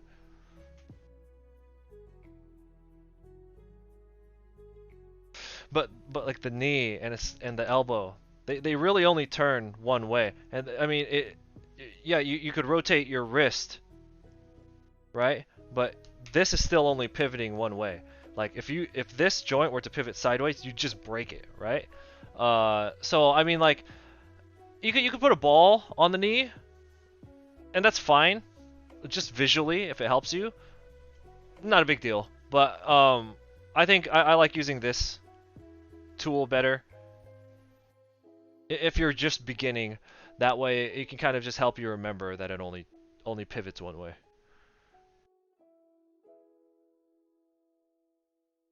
Project, I'm going to Sunkissed, by the way. Project, you better go. You and the boys better be going.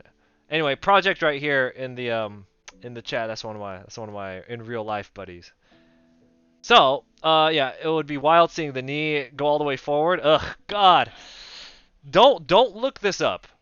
But have you ever seen people full hyperextend their legs on the leg press? Oh my God, I like can't even think about it without like getting like shivers down my spine, man.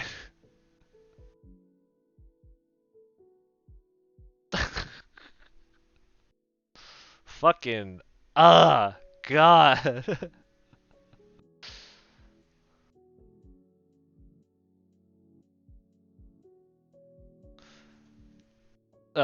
Anyway, yeah. Anyway, that's basically bending the knee all the way forward. Just don't fucking do it. Just don't do it. But yeah, and you'll see this a lot in here. This is a perfect. You'll see this a lot in mecha design. So like, in mecha design, you'll see certain joints are only connected. So like, let's say a giant robot arm, right?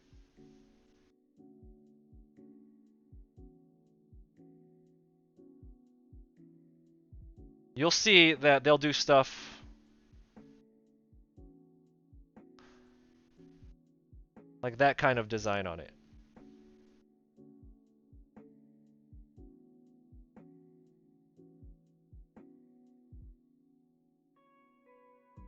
So this is like the arm and the hand, right?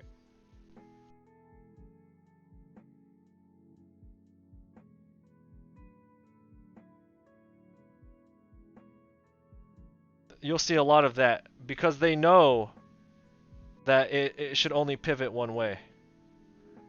Now if you have some crazy mech and it was using like a ball joint right there,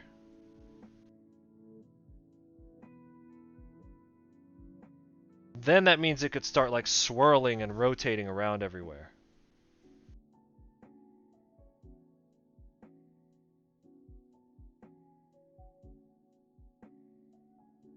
You know what I mean? Today, what do I want to see? Mannequins.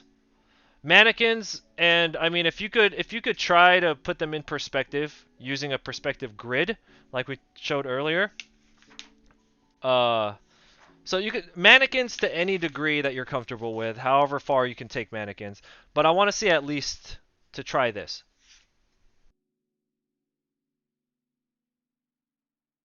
You know,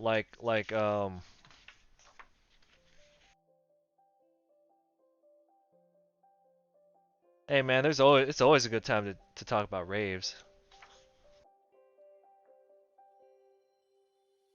So it's always interesting. My favorite is when a figure crosses the horizon line. So like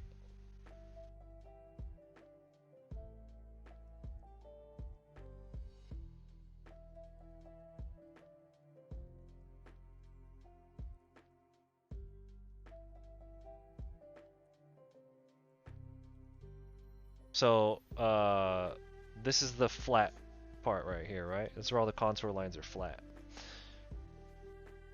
Just slightly elevated, but then when it starts getting like really far under the horizon line. So it starts up above, ends up.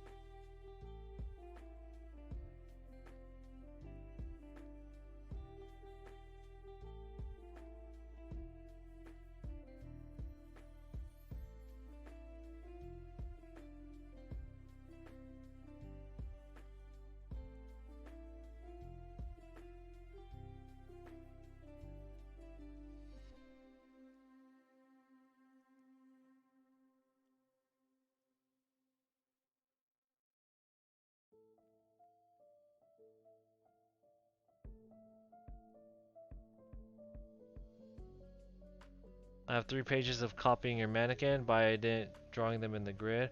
I mean, I'm saying I would like to see it in the grid, but that is not a requirement. Don't worry about that. Yeah, it's not a requirement for the DeviantArt challenge, but I would like to see it.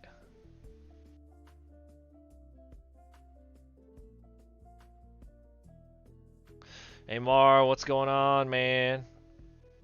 Happy Friday. Can y'all believe it's Friday? No, I'm doing really well. All I have left to eat today. So fucking protein shake, that's all I got left for today. And I'm probably gonna drink that after the gym. That's all I got left. I'm so tired. uh,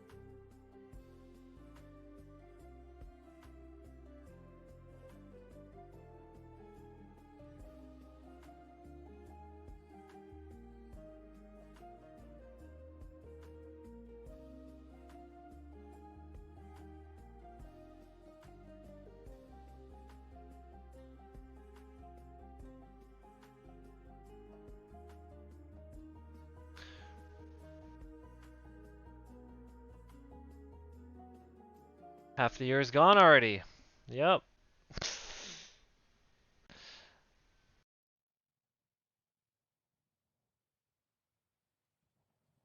Yeah, man, it's crazy times we live in. Hope everybody's year has been going well.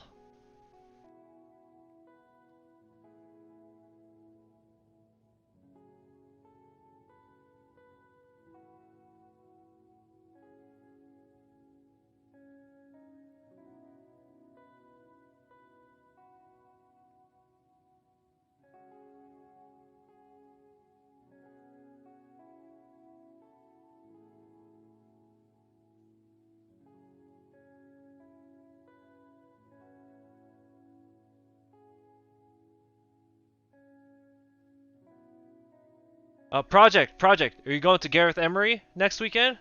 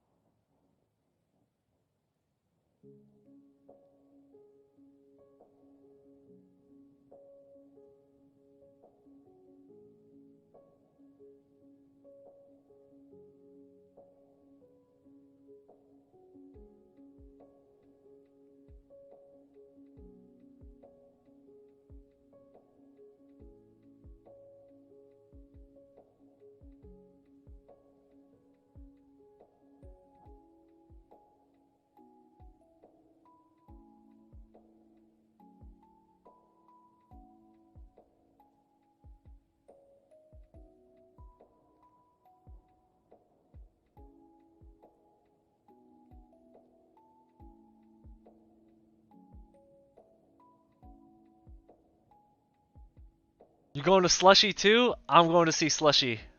I'm going to see Slushy in August, man. I bought my tickets already because they went on sale on Wednesday. Dude, Slushy live. Have you seen Slushy's hella skinny now? He lost like 100 pounds or some crazy shit like that.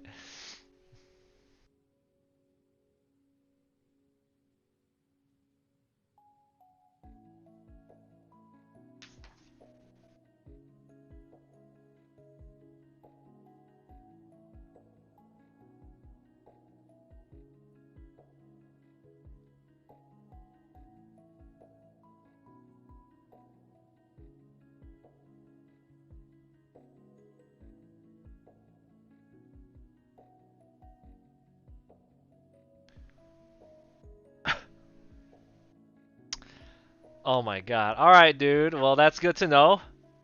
That's good to know that we're gonna go see Slushy.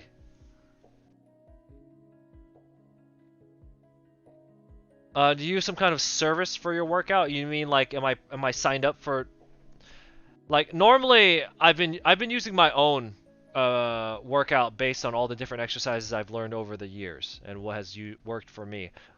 A couple weeks ago I signed up for Mike Rashid's. Um, depends what your budget is. This is the first time I've ever paid for a pre-structured workout plan. I got one from Mike Rashid, one of my favorite. Like I've been following him for like a decade, and I just wanted to change things up. So it'll cost me $80. It was a pre-made meal plan with a workout routine. 80 bucks. I think that was the pre-sale price. Um, but honestly, any program you find, even free ones you find on like YouTube, they're all good as long as you're trying really hard at them and you're doing it consistently. I actually think they're all pretty good, like honestly. And you know what workouts are hard. Like everyone knows that doing burpees are fucking hard. Everyone knows that doing that like supersetting and like having short rest times keeps your heart rate up. Like everybody knows that, but you don't do it. So if you can make a routine of just like honestly, if you're just like 10 burpees, 30-second rest, 10 burpees, 30-second rest, 10 burpees, 30-second rest, and you just did that to like 200 burpees, that alone is like enough workout for anyone. Honestly, like my opinion, you, unless you're bored or you're stagnant with your current workout, I wouldn't pay anyone for a workout routine. But hey, if you're looking to just change things up, I like what Mike Rashid has.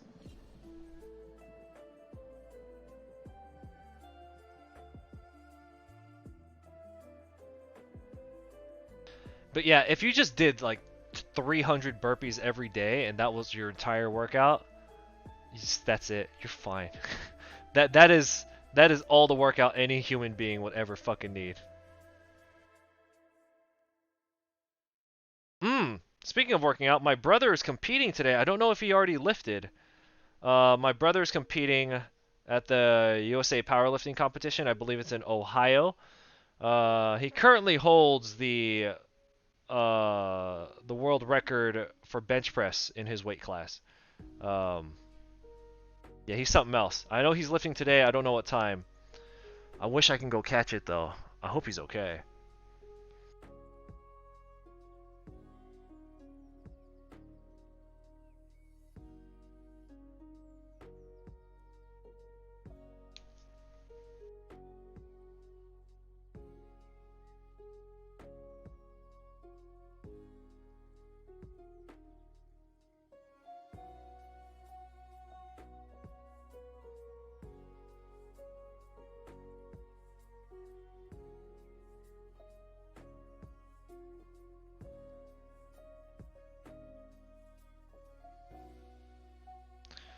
So I want to remind everyone that this stream is sponsored by DeviantArt, and this is a DeviantArt related challenge that we're doing. So I'm doing this six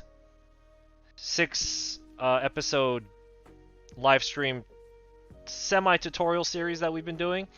If you guys follow along, even if you do the VODs afterwards and upload your studies, a total of 6 pages, so that's at least 1 page from each study.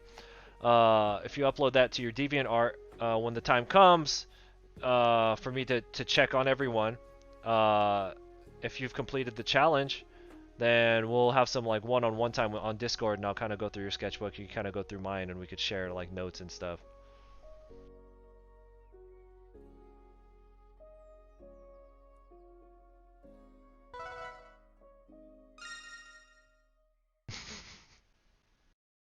Guys, thank you for all the follows.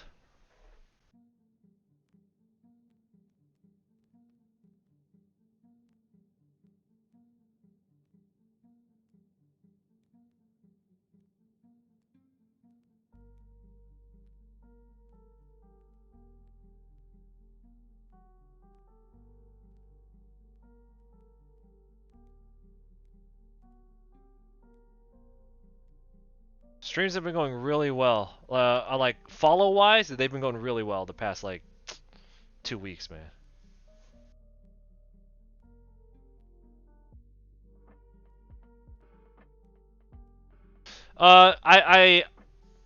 I forgot to create my own tag for this, so no, you don't have to tag it. Just in the Discord, there's a new section in our Discord that says DeviantArt Challenge. Just be sure to drop a link to your profile in there. That's where you could feel free to share any pages you have on there. Just make sure you also do it to DeviantArt, but you could put it up in that new section in the Discord. But you could just drop your DeviantArt link in there, and I'll be able to find you through that. But they do have hashtags on there. I just didn't do that, so that's on me.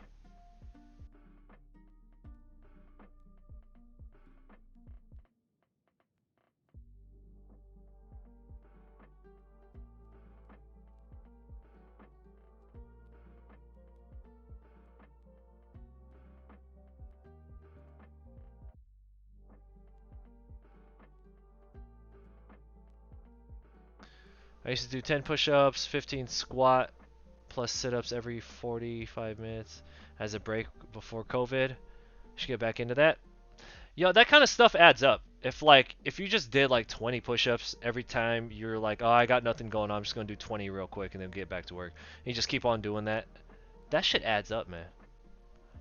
Not gonna lie, every time I have a few people ask me if I do freestyle artwork, I just pull up your previous stream and tell them, oh, dude. If you do free, thank you, dude. Dude, freestyling artwork, like what you see, like Peter Han and Karl Kopinski and Kim Jong-gi do. It's just this with muscle on top of it. Now, what makes them excel is character design. I think that is like I think that is beyond like a technical thing, and that is what makes their drawings stand out. It's not, well, the technical aspect too, but it is the design of what they do that makes their work so fucking interesting to look at.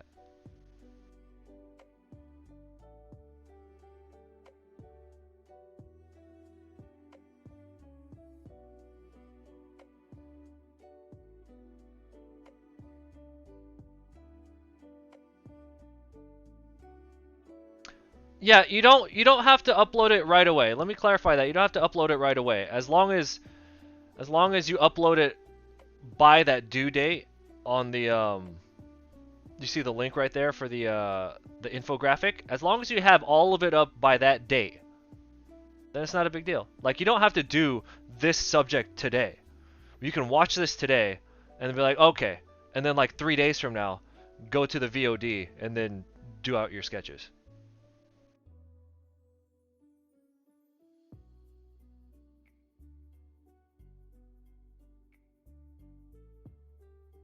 Yeah, I should clarify that. You don't have to do everything every single day. Just as long as by the end you have at least one from each topic, that's it. I believe it's the 28th. I think you got time. I think you got time.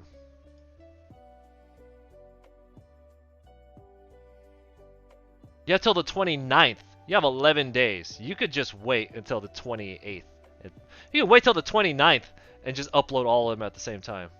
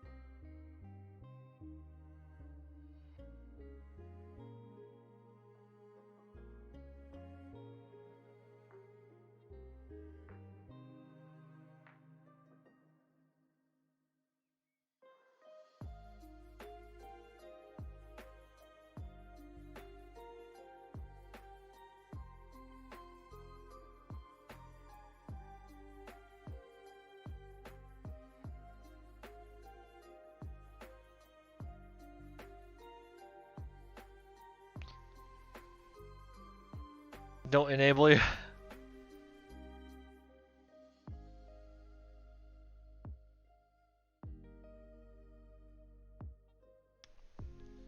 All right.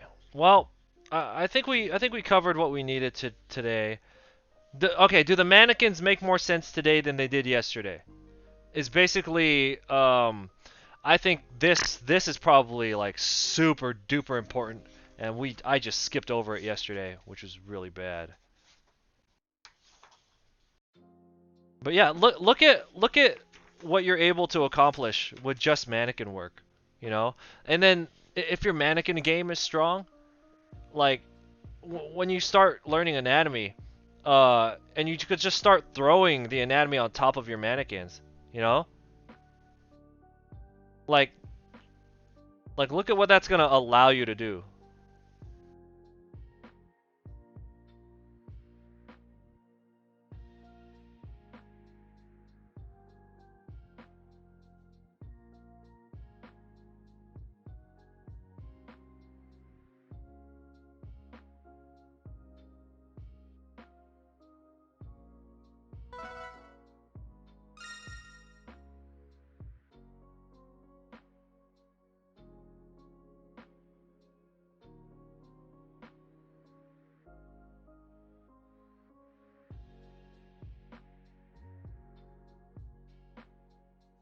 Okay, as long as it makes more sense, and again, gotta emphasize the importance of these lines. Because when you throw them in a perspective grid, I mean, that's basically what happens, right? And the easiest way to show how important it is relative to perspective is if we were doing 5-point perspective. And I'm not going to go over that, but like a lot of 5-point perspective is like, you know, it's that like bowed, that curvilinear line stuff, right? So that kind of stuff, it's a lot. It makes a lot more sense. But we're not going to go into that. I'm just saying, like, I was trying to explain it without going into that. So, throw some muscles on there and you're halfway there. Yeah, yeah, right? Okay, guys. I appreciate everybody for hanging out today. The next stream is scheduled for Sunday.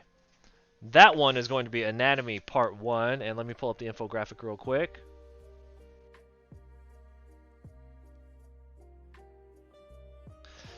Five point is easy. 5-point is easy.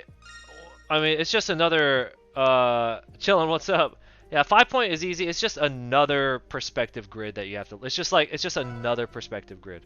It's as difficult as 1 and 2. It's as difficult as anything you don't practice. Yeah, but god damn, thank you for all the follows. God damn. Yeah, no stream tomorrow. I'm letting you guys kind of catch up and review the past 2 study streams that we've had. Guys, thank you for all the follows. Chillin', thank you for the follow. Yeah, Tim, thanks for coming through, man. Yeah, so Sunday, June 20th, the next episode in our study streams, the DeviantArt challenge that we're doing, is Muscles Part 1, simplifying all the major groups. I call it applicable study, as in we're gonna learn stuff that you're gonna use. There's a lot of information regarding muscles and like tendons and you know, like there's a lot of information there. You don't need any of it. Like there's so much shit that you don't need, and we're gonna break it down. We're gonna go over everything like we did yesterday with the 8 heads, but I'm gonna tell you what I like to trim off. Okay, so we'll go over everything first in detail like this, and then I'm gonna tell you what's not important. So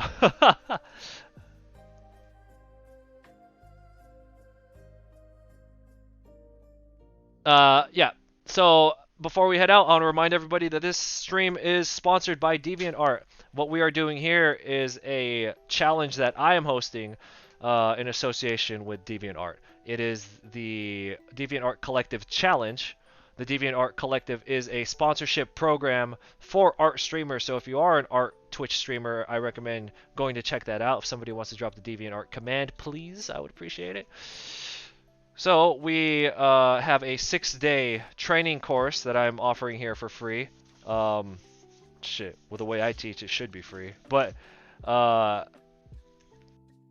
by the end of it, I do believe I'll be able to get you guys to draw your humans in perspective a lot cleaner than when you started, because a lot of you are having some issues. So that's why I chose this topic.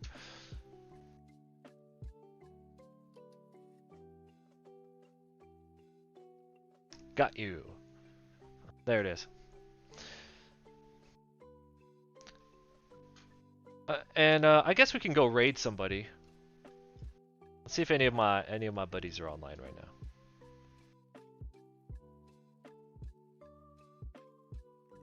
Oh, lots of buddies are on right now.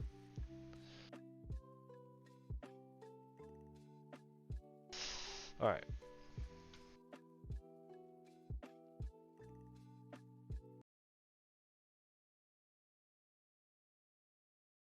Nah, dude, do your commissions. Do your commissions. The VODs to this are gonna stay here on Twitch. I am trying to re-upload the VODs onto YouTube for easier access, but I mean, YouTube is giving me a little bit of a hard time with the upload right now. So, we're gonna go raid somebody else who is also part of the DeviantArt Collective sponsorship program.